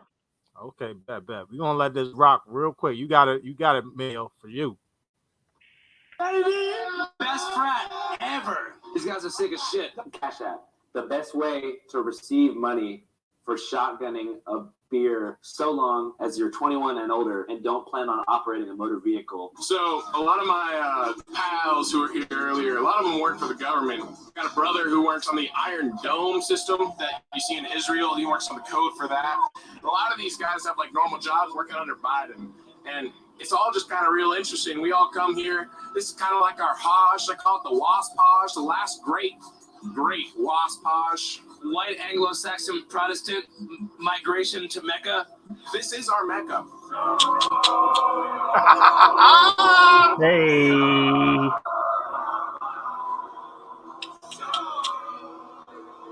Yeah. He said this is our Mecca. I think the biggest stereotypes are those stereotypes about rednecks. Run that back, bro. Run that back just a little bit. I got you. Let me see if it's right. You know, right with my man right here, man. Yeah, this is our Mecca. Run that back.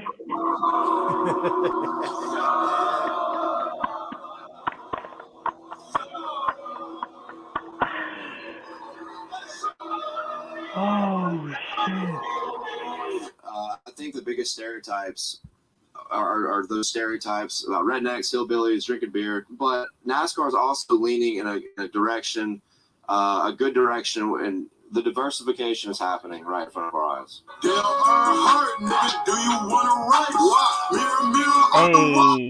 Hey, I'm getting lazy right now. I might go to Talladega, man. Let's Talladega. Let's go. So it's about an hour away from Birmingham, just so that people, because I didn't know where Talladega, Alabama was, but it's about an hour from Birmingham. Okay, bet. Yeah, run it. Riding in the fast car, yeah, bitch, I might be. Riding in the NASCAR, yeah, bitch, I might be. Sipping on Bud Light like that shit was iced tea. I made a song called Dale Earnhardt. One thing led to another, man, and now. Hold up, I gotta get to his name. Big baby scumbag. Big baby scumbag. Let's go.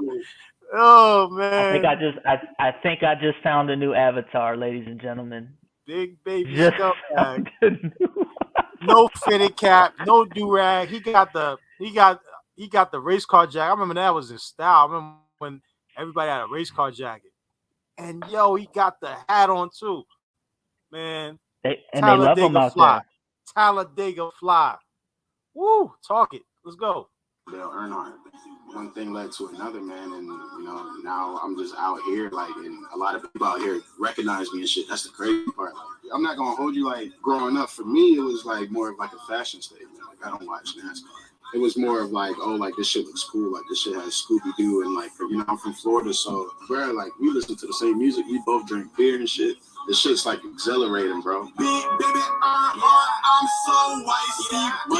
It's not just for the South or who the stereotypical audience is. Everybody loves NASCAR. It's just a matter of exposure. I think the sport is moving in the right direction. Alvin Kamara is actually on our outreach program.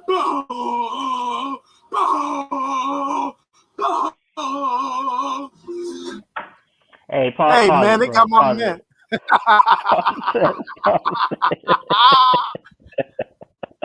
Hey, they got my man Willis from Different Strokes vibing. Oh, let's go. Be in the vibes. Bro, this is why I say these niggas ain't ready, bro. They not ready. Yeah. What you gonna do when your mans come out You thinking he finna walk over to your side and he roll over there? Yep. All he needs is a 6-pack, man. That's all I need is a 6-pack. Hashtag I'm not with you niggas. Uh-oh. and Look at that face. And Big Baby Scumbag ain't had the latest Pradas, Yeezys, Jordans, Air Force Ones. You know, he had a pair of New Balances. Said comfortable. All right, let it rock. Let it rock.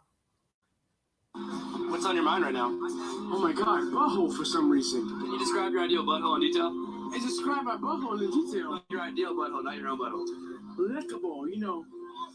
When you eat that shit like dehydrated dog, you know what I'm saying? Like what? Like a dehydrated dog, you know what I'm saying? I don't know what you mean. Like a dehydrated dog, like a dog that's dehydrated. You Run know, it back. Run it back. Dehydrated dog? Yeah. Hold on. This for the people, man. This for the people. Let's go. You know, when you eat that shit like dehydrated dog, you know what I'm saying? Like what? Like a dehydrated dog, you know what I'm saying? I Like a dehydrated dog, like a dog that's dehydrated. You know, a dog when he goes to his water bottle, he's so dehydrated. So a dehydrated dog? yes. So you're dead. The only reason why I came here was to see some motherfucking wiener, some pee-pee. Who the fuck has a penis right now? But everybody whip it out. Any wiener is good wiener. Any wiener is good wiener unless it's fucking a wiener. Hey, yo, if you about that P&D lifestyle, man, y'all better make y'all way to Talladega. Stop Come playing on with it. She cute too. Like, you know what? I love coochie. And they'll fuck anybody. So why the fuck is it not pee-pee? Hey, pause it. Go back. Go back. Oh, yeah, man. Yeah, You man. can't tell me they can't get it, bro. You can't tell me they can't get it, man. Come on. Oh, you're dead. The only reason why I came here was to see some motherfucking wiener. Some pee-pee. Hey. Who the fuck has a penis right now? But everybody whip it out. Any wiener. He said, I got one. Any wiener is good wiener unless it's fucking a wiener is wiener. Men are like, you know what? I love coochie. And they'll fuck anybody. So why the fuck is it not pee-pee? What's up, America? What's going on, man? Fucking America sucks. Why? Because of Biden. Yeah, that fast, it sucks. That bastard sucks bad. Yeah, he sucks bad. I've been coming here for goddamn years, and he ain't spoiling my good time. And if they want to come to my house and deal with me about it, hey, I'll fuck them up. Have you been enjoying your life recently? Yes, well, other than being aggravated at all the bullshit calls that's been going on with the damn Biden administration. So, young man, listen to me. I want all of you to listen to me. I am 52 years old. If somebody tells you you have to do something, Yo, who else 52 years old? Yeah. Man, that picture's perfect with the fireworks in the background, man. Hey, man, talk your shit, man. Talk your shit. that's communism. They're taking away your rights. They are absolutely stripping your rights as a United States American. As far as vaccinations go, hey, I did mine. Nobody should tell you what your choice is. That is communism. Hey, next week. Man, I remember a while back, Trey did get into it with somebody about that, but I'm gonna leave that alone, man. I'm gonna leave that alone. Right. Leave that alone, man. You just say, yo, you have a choice, man. They'll be telling you can't drink a Coca-Cola. What is that? That's communism. They're already deleting comments off of YouTube, Facebook, all these other channels. What do you think it means to be an American? To be an American. Someone that loves the country, that would put their fucking life down for it and not fucking send all the jobs overseas, or not 13 fucking 13.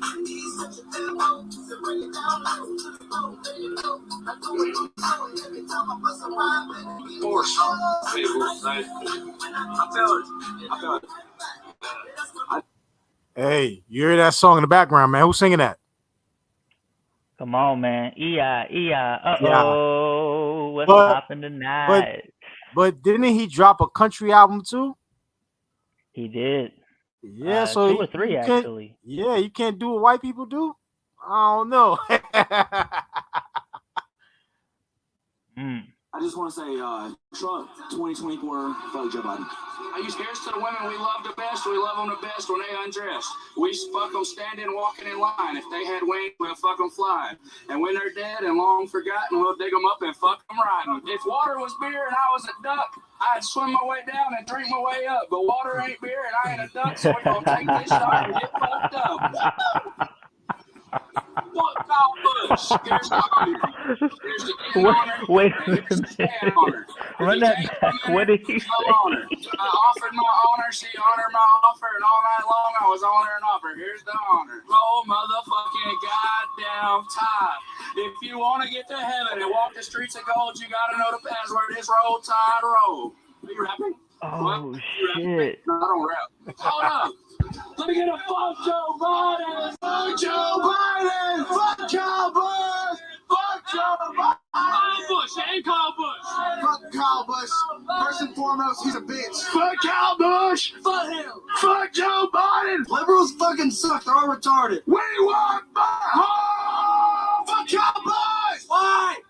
He's a bitch. Fuck Kyle Busch. He voted for Hillary. Oh, my bad, man. Hold on. I gotta stop the screen, man.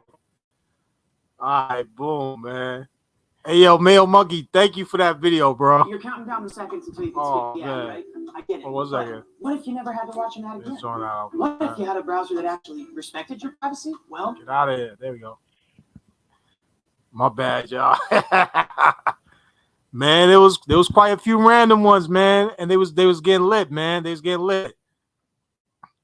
And I think that's what a lot of the HBCUs don't understand is like when you go to like, bro, playing beer pong and all that. Like I heard they play in the HBCUs too, but they don't understand like how lit it gets. You know what I'm saying? So it's amazing to hear this, bro. But yo, you got it, Lou. You got it. Now if you pull up any hood party, block party. Oh, I got you. Hold on. The energy different. I got you. Hold on. You got it. Take over. I got you. Do your thing, bro. Oh man. Nah, man. You know what it is, man. The hood parties don't the block parties don't get down like that, man. It's a bunch of not even the same. I can't even say it's the same thing. Same kind of energy. No, it's not even the same kind of energy, man. It's tense, bro. It's tense. Yeah. But I'll say this. You know what? A lot of people, this is where that community side get it wrong. If you go to most of these major nightclubs, it's pretty much mixed. The big ones, they're pretty much mixed, man. Like LA, Miami. You go to those places, it's not just a Communitah club, bro. It's everybody in there. And they're all getting lit.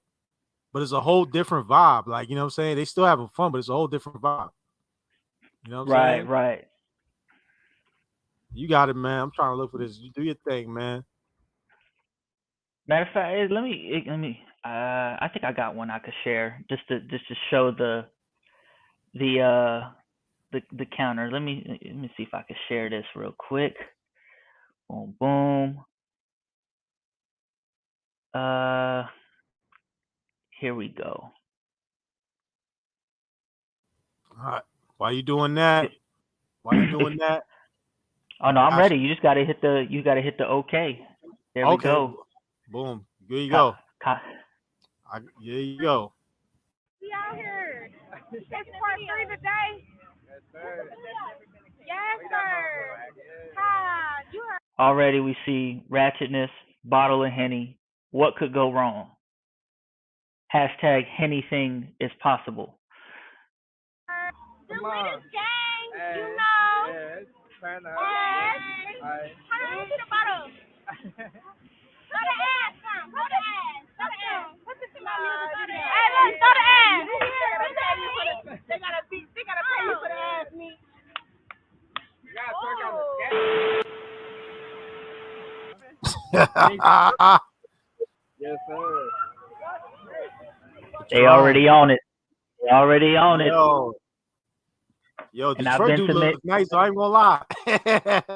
Come from New York, I'm like, Yeah. damn, their house is nice. Some of them, some blocks look like this, but some blocks they don't.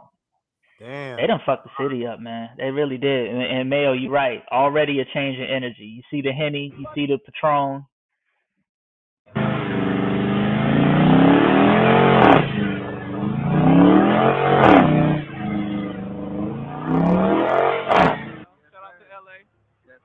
Shout out to my boy AO Whip. AO Whip, yes, sir. Shout out to my boy AO Whip.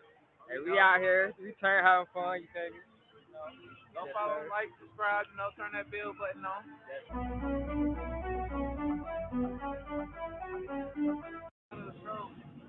They don't fuck with the handy, they got. I will say this. Like 70% of a black party is and that's being nice. It'd be a bunch of niggas just standing around. Parking lot pimping, man. PLP. Parking lot pimping, man. Parking lot pimping. Yeah, man. I like that. I do like that. Yeah, that costs fire. She going on YouTube. Yeah. From Fly, I ain't see that. Shit, I ain't see niggas in there. Y'all saying dark as fuck. And you know it ain't a party unless the ice cream truck in the background. Hey. Hashtag you know. Y'all Those who know. Y'all got Mr. Softy out there?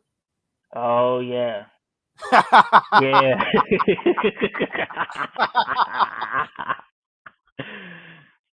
But Mr. Softy got like 10 jobs out the truck. You already know. Oh yeah.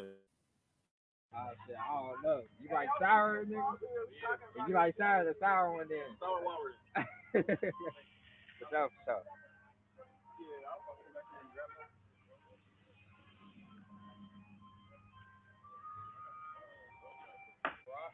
They think I'm the back of the ice cream truck. You better hang on. Roll through the block party. You better hang on to that motherfucker. Shit. This thing. We say you better slow that bitch down. The ice cream truck got graffiti on it. Get the F out of here.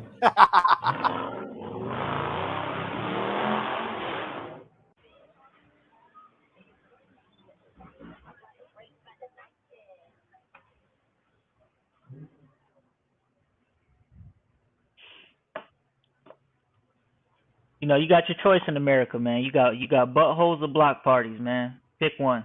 Come on, I'm just gonna talk shit. You ready? Yeah. We out here. It's part 3 today. Yes, sir. Yeah. Party 3. This is day 3, baby. Day 3. Yes, sir. Hi. You heard. It's wild. This gang, you know. Yeah, it's kind of. You know what's crazy though? My bad. You can pause it real quick. What up? Them chicks look no longer younger than 8. They look younger than 18, bro. There you They go. look wild young, bro. Yeah, man. Just on silence. Like I gotta roll with Talladega, man. I got y'all. He about to swing it. We got the moon bouncing in the background. You feel me? Just in somebody's yard and shit. Yep. This must have been the Dope Boys kid party. Mm-hmm.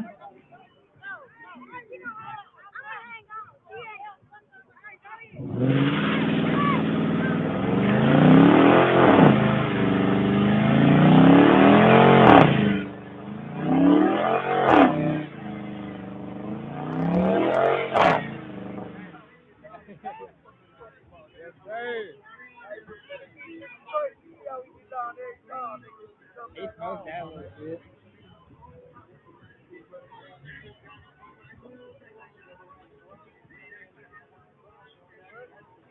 But this is how that fucking thing is. They want me to swing. I said, fuck that. Yeah. This is how that spot is swinging. I don't know. You might nip that Corvette trying to swing it. You don't want to. Hit the stop sign, Queen. You hit the stop sign? Nigga, yeah. Oh, hell no. Well, it was a Mustang. Oh, sorry, mama, you're There's a bunch of niggas just standing around, man. Yep. Waiting for some shit to pop off. I blame Smack DVD.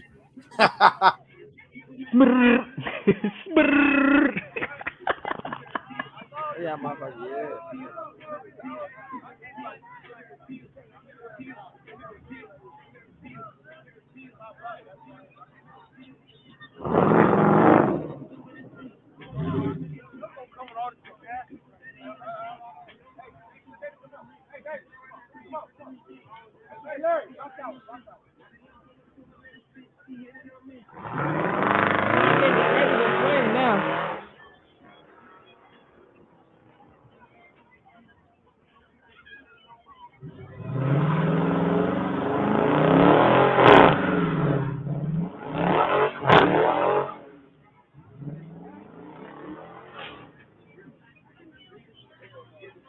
And the nigga will be on kill.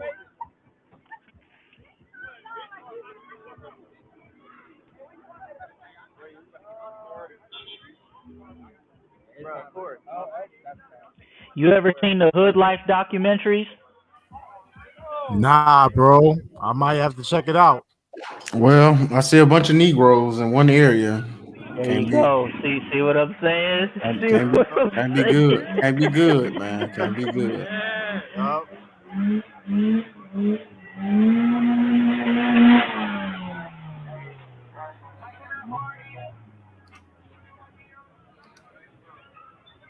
They just standing around, waiting for some shit to pop.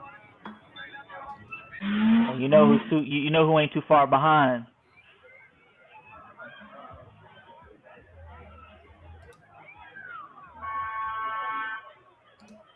You Negroes dispersed.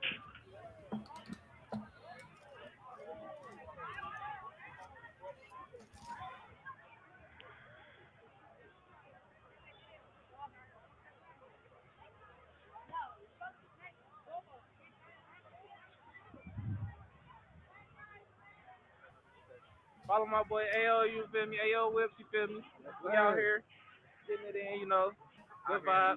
Good vibes on Detroit, you know. These are good vibes, y'all. Good vibes, man. Out here killing nobody. Good, Fun. good vibes, y'all. These are good vibes. And that's the wild thing, man. Yo, this is wild, man. I got one to show y'all real quick, man. Cause I'm like, yo, y'all chill over there, man. Like, yo, I'm used to seeing this when I came up, man. I was used to seeing this when I came up, man. Any club I went to, and it would just get wild like this, man. Let me see if it let me rock. All right. This is Communitah partying, man. New York edition. Oh, Noriega. Uh-oh. Here we go. Here we go. Here we go.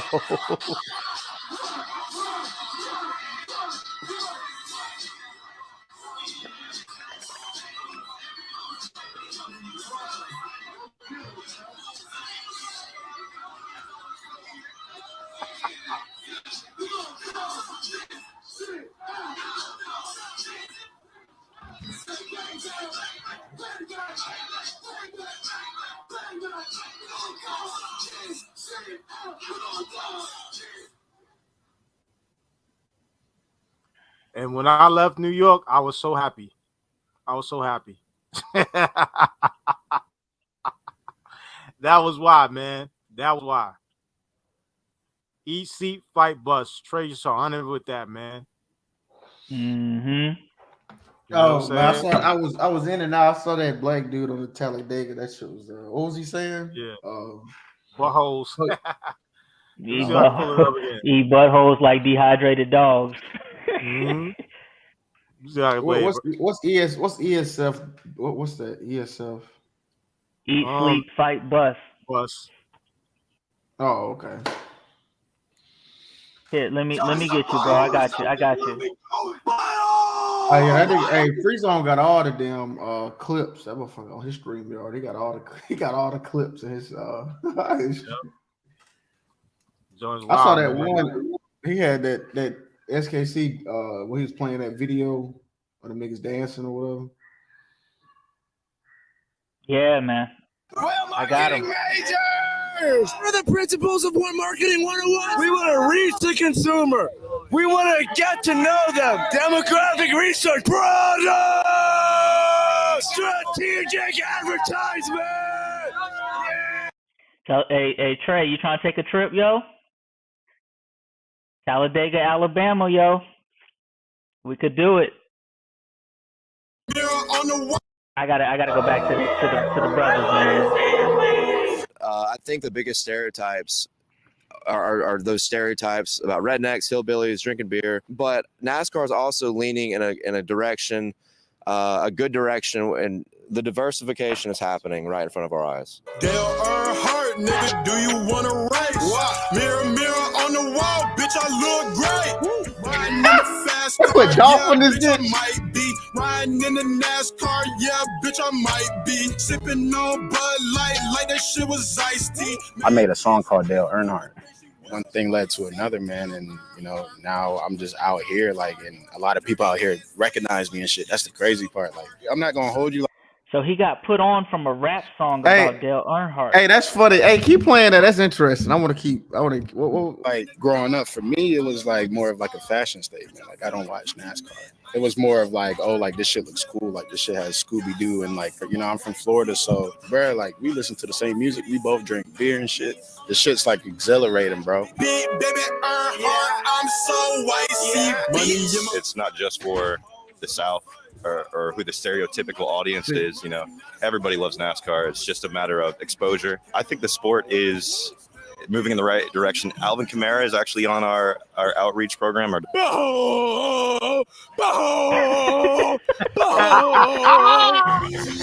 What's on your mind right now? Oh my God, butthole for some reason. Can you describe your ideal butthole in detail? Describe my butthole in detail. No, your ideal butthole, not your own butthole. Lickable, Man, when you eat that shit like dehydrated dog, you know what I'm saying? Like what? Butthole in detail? Describe my butthole in detail. No, your ideal butthole, not your own butthole. Lickable, when you eat that shit like dehydrated dog, you know what I'm saying? Like what? Like a dehydrated dog, you know what I'm saying? I don't know what you mean. Like a dehydrated dog, like a dog that's dehydrated. A dog when it goes to its water bottle, it's so dehydrated. So A dehydrated dog? Yes. Show your dick. The only reason why I came here was to see some motherfucking wiener, some pee-pee. Who the fuck has a penis right now? Like, everybody whip it out. Any wiener is good wiener. Any wiener is good wiener unless it's crooked. Wiener is Pause it right there. Pause it right I there. love coochie and they'll fuck anybody. So why the fuck is it not? You see that dude just creeping in the back of the house? He would be a lame. Yeah, I saw. It's crazy. The black dude that made that song, he ain't got to worry about drive-bys. He ain't got to worry about niggas hating. He ain't got to worry about, getting pulled. Somebody killing him on the highway. That's wow. No, he ain't got to worry about his Jordans. Nah, he's sitting comfortable, real comfortable. Right. Mm-hmm. Salute to him, man. God, man. That's why I tell people they love number. I bet you they love number 8 too. Yeah, that's why I tell brothers, man. Y'all gotta diversify your group, man. You can't be around. You know what I'm saying? Nignogs every day, man. You really can't do it. If you have any type of like outside non-nignog activities, you'll probably go insane. You actually have to diversify yourself. Yeah, diversify your Punani portfolio. Y'all heard, man. Diversify it, man. Hey, where he at? Loco. Now that you done, because he said, man, I couldn't get with it. Now that you done seen the other side, you see some brothers there. What's your take now? Is you with it? I'm there, bro. I'm there. 3 minutes in, I was there. I'm in there. What's up, America? What's going on, man? Fucking America sucks. Why? Because of Biden. That fast it sucks? That bastard sucks bad. Yeah, he sucks bad. I've been coming here for goddamn years, and he ain't spoiling my good time. And if they want to come to my house and deal with me about it, hey, I'll fuck them up. Have you been enjoying your life recently? Yes, well, other than being aggravated at all the bullshit calls that's been going on with the damn Biden administration. So, young man, listen to me. I want all of you to listen to me. I am 52 years old. If somebody tells you you have to do something, that's communism. They're taking. Not only is he talking truth, but the fireworks in the background is setting off what he's saying. Let's be real. Yes, sir. Yes, sir. I'm 52 years old. I'll fuck you up. He stated his age on there. We made a point that there's another guy who claims that same age, man. He's not like this guy at all. Yeah. They're taking away your rights. They are absolutely stripping your rights as a United States American.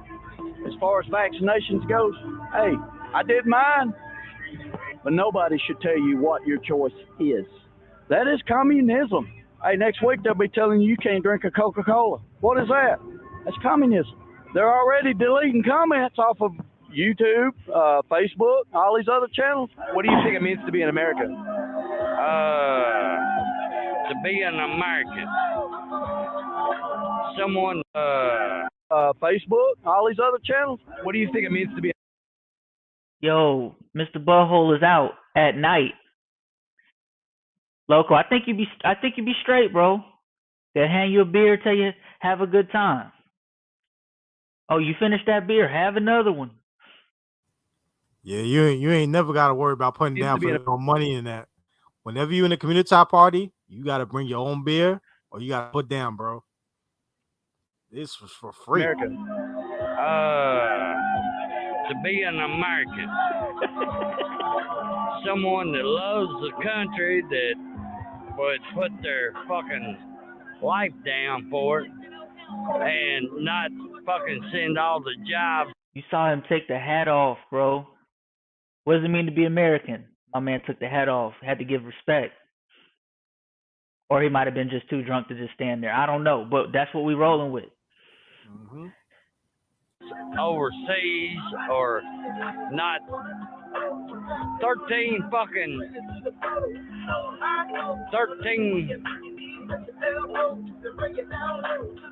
Look at my man's suit.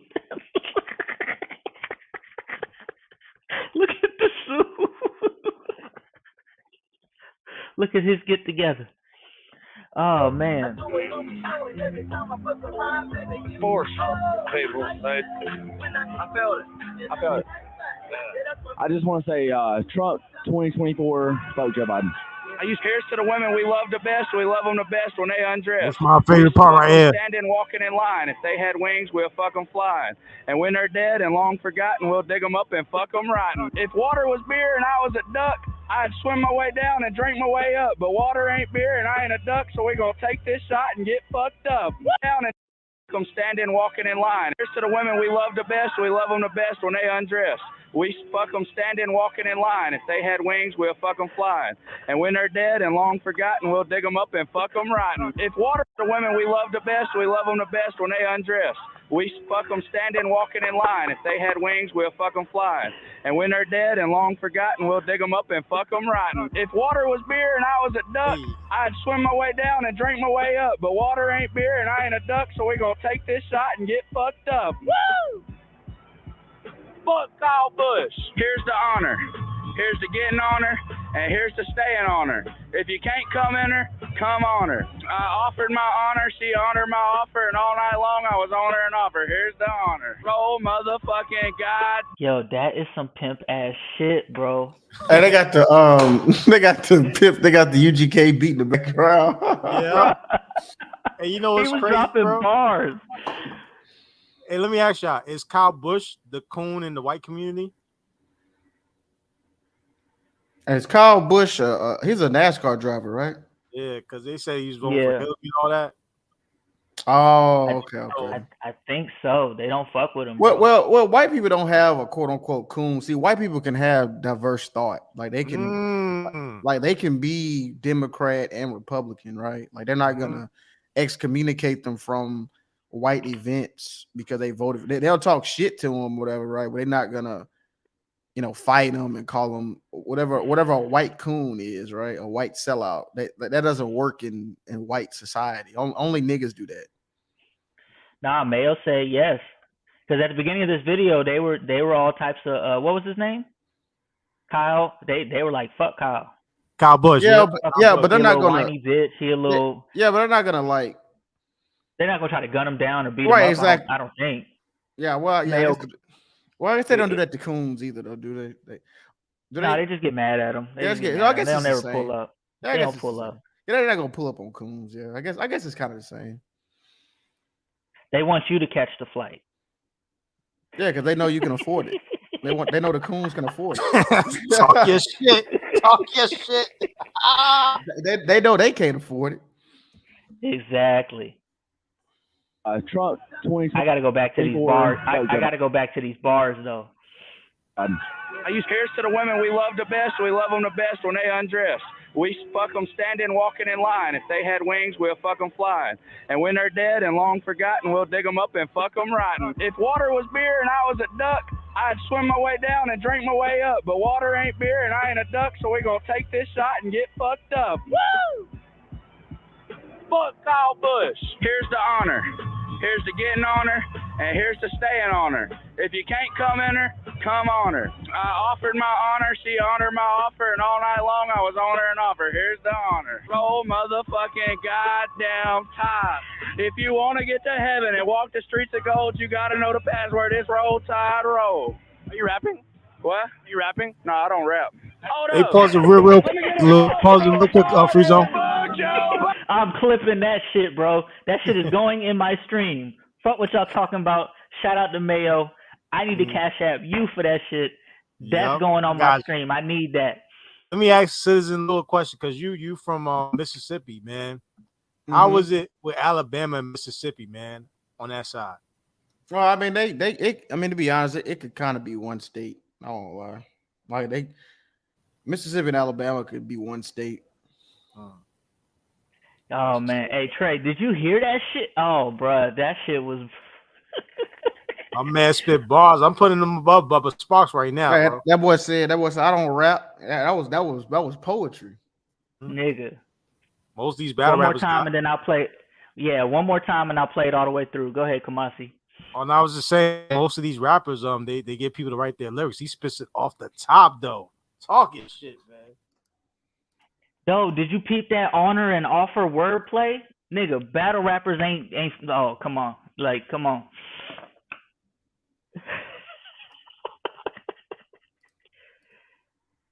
Love them the best when they undress. I just want to say, Trump 2024, vote Joe Biden. I use here's to the women we love the best. We love them the best when they undress. We fuck them standing, walking in line. If they had wings, we'll fuck them flying. And when they're dead and long forgotten, we'll dig them up and fuck them rotten. If water was beer and I was a duck, I'd swim my way down and drink my way up. But water ain't beer and I ain't a duck, so we're going to take this shot and get fucked up. Woo! Fuck Kyle Busch. Here's the honor. Yes, here's the getting on her, and here's the staying on her. If you can't come in her, come on her. I offered my honor, she honored my offer, and all night long I was on her and offer. Here's the honor. Roll motherfucking goddamn Tide. If you want to get to heaven and walk the streets of gold, you got to know the password. It's Roll Tide Roll. Are you rapping? What? It's Roll Tide Roll, goddammit. Let me get a fuck Joe Biden! Fuck Joe Biden! Fuck Kyle Busch! Fuck Joe Biden! Kyle Busch and Kyle Busch! Fuck Fuck Kyle Busch. First and foremost, he's a bitch. Fuck Kyle Busch. Fuck him. Fuck Joe Biden. Liberals fucking suck. They're all retarded. We want Bush. Oh, fuck Kyle Busch. Why? He's a bitch. Fuck Kyle Busch. He voted for Hillary. Hey, you know what's funny? They'll call these the white dudes racist, but it's really the liberals who are racist as fuck. That's what's so crazy. Yeah. Yeah, man. That was crazy. I'm in there, man. I'm in there. That boy said if water was, he said if beer was water, I drink my way down, I swim my way down and drink my way up. But since I'm not a duck, he said since beer's not water and I'm not a duck, we're gonna take this shot and get fucked up. And that was hard. That was hard, man. And yo, this is the crazy thing, man. Because like people from the North would think the South is like this crazy racist place, but it's like, nah, man. It's not. That's what I be trying to tell people. It's not. Like you actually, as a black person, you'll actually have more issues with somebody black than you would somebody white. Yeah. And I'll spread that to all over, bro. Like I never had these issues, man. When I was upstate, it was never like that. It was the most chill. Like you said, I had more problems with black folks. And yep. Go ahead, my bad. No, I was gonna say when I went to Mississippi, I had to go get my driver's license so I could register to vote and all that shit. 2020. So I was up there, man. It was so crazy. Like all the white people were cool as fuck. Like we was over there chopping it up, laughing. We was talking about that. I guess they about to come out with this national ID or whatever. We were just talking about all that. And then over on the side, it was the niggas just acting wild. They was over there they were arguing and I was just over there. I was the only black dude over at the white people. And I'm like, man, what the fuck going on, man? This shit. I mean, it get to a point. Black people are really embarrassing for like real shit. Like if you look at it from that perspective, like, you know what I mean? It's like, God damn, and you know, it's like they're just embarrassing. You know, and it's like you can't even like do something simple as getting your like ID renewed or refreshed without somebody just chimping out over some dumb shit. Yep, that's a true fact, man. It's a true and fact, all the man. white people was cool. It was like this one white lady. She was like taking names to make sure everybody, like nobody got cut in front of because the line was long. She was like, she had like everybody, you know what I'm saying? And then like the black people, there's one dude, he was trying to cut. And that's how it all popped off. Like he was trying to cut and all this shit. I'm like, man, oh my God. Like you're the only one doing this shit. Everybody else is adhering to the rules and the line, and nobody else is on this shit. You the only one out here acting, just chimping out and shit. Yep. Yeah, man, for real, man. Like I said, I you know what turned me around, man? One of my best friends got stabbed by another African dude, man. We went to this African get together, and everybody had beef with each other. And through the ruckus, my friend got stabbed. They had to air lift him out. I said, from there, I can't hang out with niggas like that no more. And I said, like, I never got, even those folks, I never ran into trouble with them. It was always the people I say is my peoples, man. So I said, F that. I'm not even going to chill with them. I go chill on the other side, man. For real. Because it's like, look at Talladega. They having crazy fun, man. No violence, free beer, free lick. The chicks is want to do whatever. Whatever you into, it's all there. You could be pumping duck over there. You could be an old dude over there. You could do whatever. And be you. Be free. Yeah. Yeah, you can have fun. I remember it was this YouTuber named Nino Brown. He said he said he go to the white clubs instead of the nigger clubs. He said he said nigger clubs be expensive and dangerous, and white clubs be fun and free. Yeah, it's true though. It's true though. Hey Lou, hey citizen, you've been to the club. You've been to those clubs, right? The hood clubs. They still checking you in the club with the milk. Yeah, and you know what? Shout out to Clue. I remember Clue said it. That was a good point. He said that the reason why they charge you at the door is because they think you a broke ass nigga. You're not gonna pay and shit like that. So he was, he was kind of giving that out. And I was like, I mean, in some instances that's true, right? But yeah, like the white club. I mean, you just show up You know what I'm saying? I mean, it ain't no bullshit. Now, that was a club in Houston. Now, there was no cover charge, and they didn't check us either. And what was so funny, bro, that was like the most fun. I mean, it was bad bitches in there, white, black, Latina, Bun Beach, and Patrick. What's his name? PJ Tucker showed up. There was nobody was. Everybody had their chains. It was Rolls Royces in the back. I'm like, hold on, y'all didn't check me, and I didn't have to pay. I'm like, what is this? Now it was one dusty ass nigga in there, and they got him out of there real quick. They got his musty ass out of there real quick. Hallelujah. Yeah, real quick. Hey, it was like a antivirus software. They identified that motherfucker instantly, got his ass up out of there. Man, Linwood ain't even in the hood, bro, and TV ain't in the hood. All right, BMT, I might say yeah, but you notice those 2 out of the 3, they're not even in the hood, and they talk the most. It's like crazy. Linwood, he from Charlottesville. I know where Charlottesville is at. That's a nice area. And see, and you know, them people he just brought up, you notice like Linwood, BMT, TVA, all the motherfuckers, man, like their panels and shit they talk about, it has no diversification. It's the same niggas with the same talking points, with the same crime, with the same ideology. They don't let, you know what I mean? Like, it's no diversification of thought. And that's why they'll always lose. Because because the playbook y'all niggas using is not working. Y'all ain't using X's and O's. Y'all got triangles and squares and shit on that bitch. Hey, Citizen Louis Freezer, I ain't shit for saying this, but let me ask this question. BMT do security.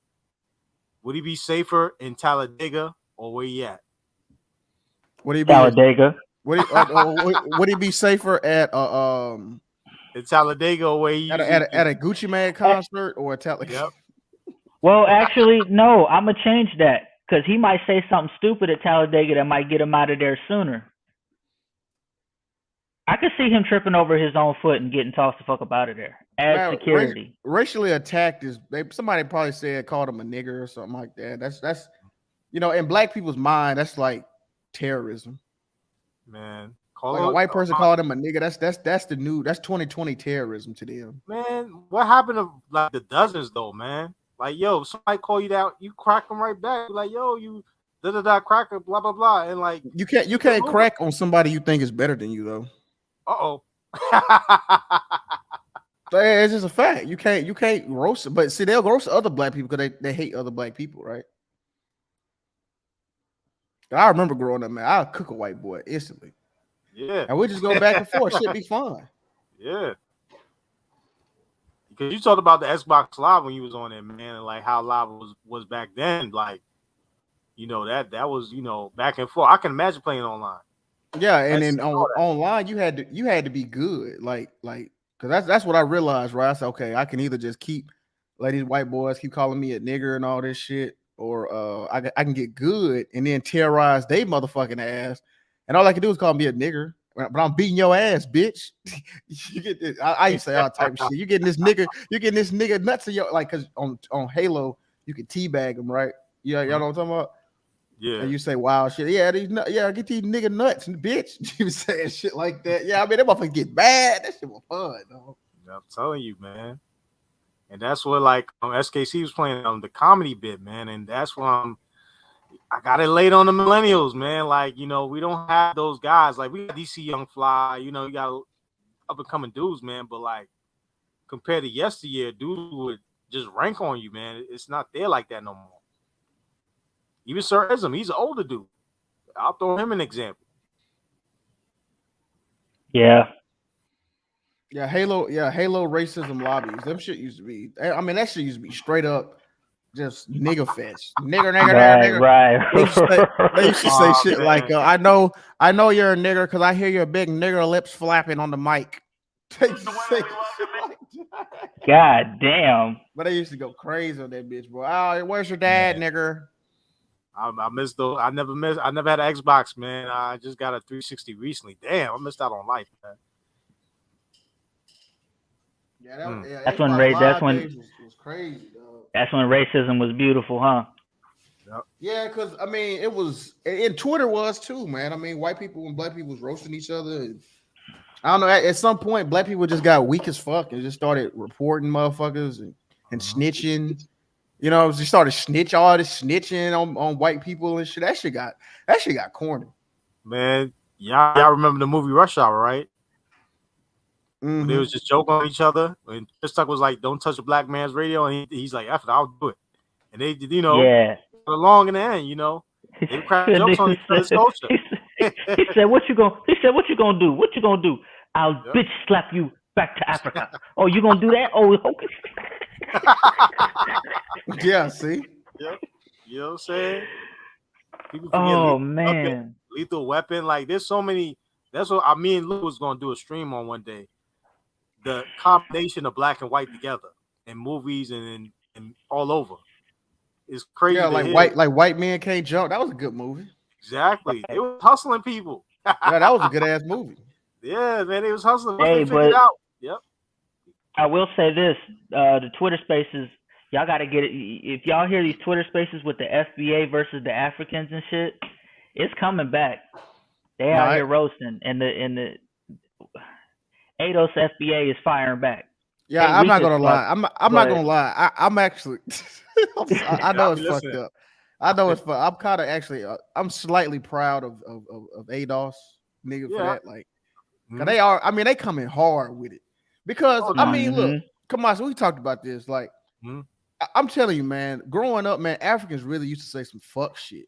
Like they used to really kind of like come over here, and it was always like a. I never really understood it. Like, I'm like, okay, like I didn't really think of it like that. But then, now that social media, they got a bigger voice, and now they're talking shit and all that. I'm like, look, man. And don't get me wrong. I mean, we were kind of going at them too. The African booty scratch and all that shit. That was a thing. But But that is a good point, man. I mean, without civil rights, I mean, Africans really wasn't coming over here like that. And here's the thing, though, like. The main people you hear this from are the suburban Africans, bro. Like, they have no recollection of what's going on. That's why I said, like, I didn't grow up like that. Like, yeah, you got joked on, but like you had a joke on right back. If you didn't, it was over.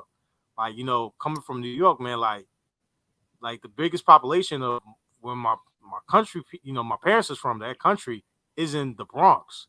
So like we all were together. We was Puerto Ricans, Dominicans, Italians, everybody was together. So it was like when I hear this Tariq Nasheed talk, I'm like, I don't know how they are outside of New York. I don't know. Because like I'm here, Houston is one area, but I don't know like where you from is. I don't know how it's like.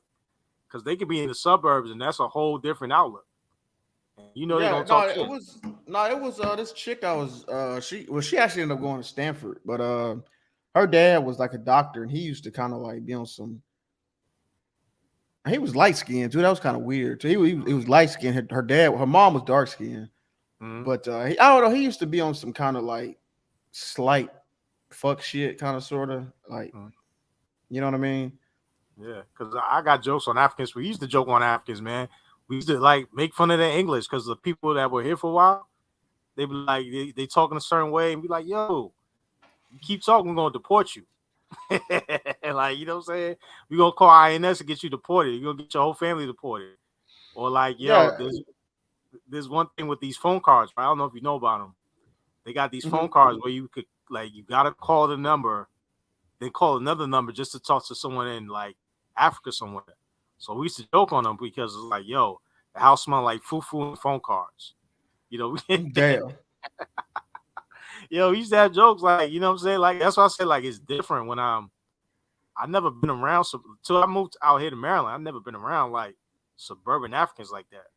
Unless I go to family. That's it.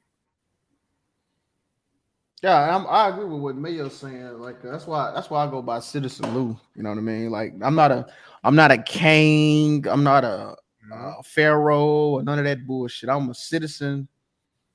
And just like Jeff Bezos is a citizen, just like Bill Gates is a citizen, just like Donald Trump is a citizen. We all got the same rights and responsibilities as citizens. We not fucking, because kings get beheaded. You know what I'm saying? Citizens go to trial. Hey, Enigma, I'll say this, man. I'd rather be in the ADOS house when they're frying fish than the African house when they're smoking fish. I mean, you know, even in the Adolf's house, them, you know, you can say them chitlins, you know, cooking them Yeah, chitlins. but yo, goat feet, bro, and all that other stuff. I'm not down with all that. Like, you said them goat feet. Yeah, bro, I ain't Nah. down with all that, man. I'm very basic, man. Like I had a Nigerian friend, he ate shark soup. I was like, nah, that's too far, bro. Nah. And you know, I'm noticing it's a lot of there is a lot of Africans or Jamaicans, whatever, black immigrants who are like, man, y'all tripping with this. Like, man, they talking to other Africans, and you can tell they're kind of conflicted because they're African, but they not. But they, you know, they either grew up in America or they've been in America for a long time, and they kind of like, so they like, man, y'all tripping. You know what I mean? Like, it's different, you know. Yeah, it is, man. Cause like the ones that's coming over here, those are the main pookies, man. Like the ones that's born here, yeah, you got one of them wilding out, like if they getting the wrong type of thing. But like, we all cool, man. Like all this, I never seen it, bro. Like maybe once in a while, but like it wasn't even that serious because dude didn't stand up for himself, man. That was all that we came up to. And I think a lot of Africans, when they come over here, they don't stand up for themselves, man. They don't know how to joke. They don't know how to do nothing. So it's like they get on Twitter and just start bitching, man. And that shit. Yeah, sometimes it's funny, but it's like, come on, bro. Like seriously. Yeah, they calling us niggers and all this shit about we came in ships, they came in planes and all this shit. Man, all you gotta do is quiet us. But it's funny though, when everywhere they go, you know, they dressing like us. If they go somewhere else, they try to, you know what I mean? I don't see them wearing, you know what I'm saying? I don't see a lot of them wearing you know, dashikis and stuff like that. They wearing Jordans and hoodie. I mean, it's just whatever, you know. But I will say this though. The one group that's not in all of this is the Caribbeans.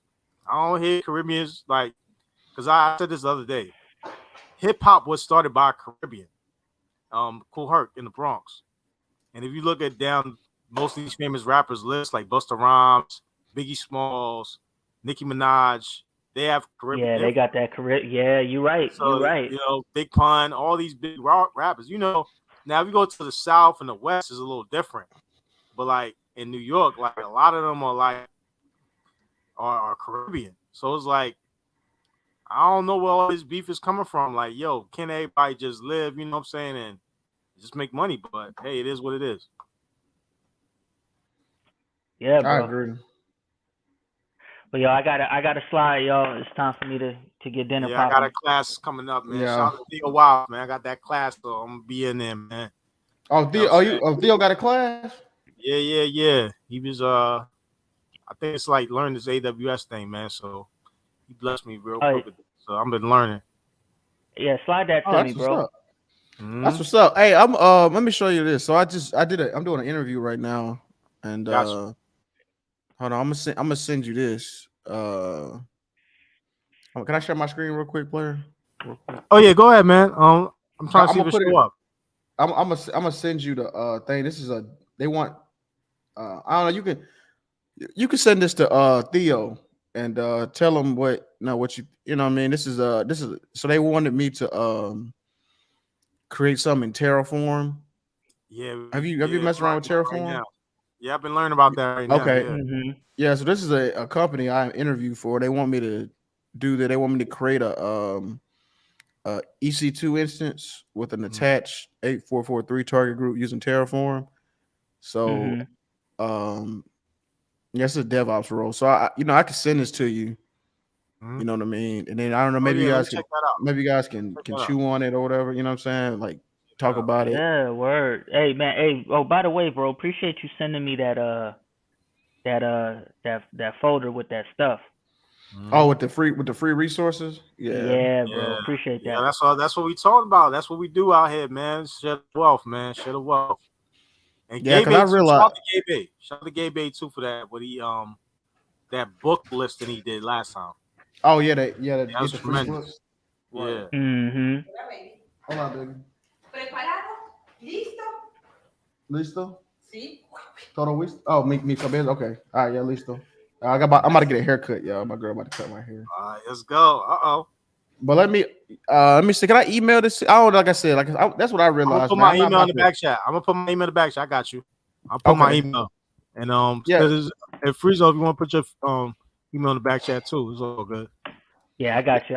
Yeah, because I'm sure Theo can assess this and then just let him know that I sent it or whatever. Let him know that I'm trying to, say I want to help brothers out because I realize, man, I want to help who's helping themselves. I ain't trying to help just going to the masses and motherfuckers. I ain't this shit too hard. And this shit for white folks, man. Fuck that. I'm tired of that shit. All right, I'm gonna send it to both of y'all. That's Just in all case. good. Let's see. Hell yeah. I ain't got no Let's notepad. get we gotta get a white list popping, y'all. All the stuff that they say white people do, we gotta have a white bucket list, y'all. Oh yeah, man. Yeah, man. Kamasi, I'm telling Freeze, man, y'all keep going live, man. I'm gonna support, you know what I'm saying? Oh yeah, definitely, man. My next one is on that dude I was talking about earlier. I'm gonna do it on him, man. Before the month is over. Maybe tomorrow if I get some time real quick. Because I could do that pre-recording and get on there too, man. Yeah, I think my next one is I don't know if it's gonna be my next one, but I really want to do one on Daryl Davis. Because I don't think he gets enough love and respect, man. Mm-hmm. Yeah, that's another thing too. Like we all got different ways of attacking stuff, you know what I'm saying? So it's like, I might not know of something, but if you do a live stream on it, something else might pop in my mind. I'm like, oh yeah, that's a good idea, we start bouncing ideas, you know what I'm saying? New ideas come. But I just sent the email to y'all, man. So all right, y'all. I'll catch y'all in the next one, man. Y'all take it easy. Hey yo, thank you. Yeah, thank you, out, Luke. y'all. Thank you, Susan and Friezo, for coming through, man. Hey yo, I'm gonna end this stream. Appreciate it.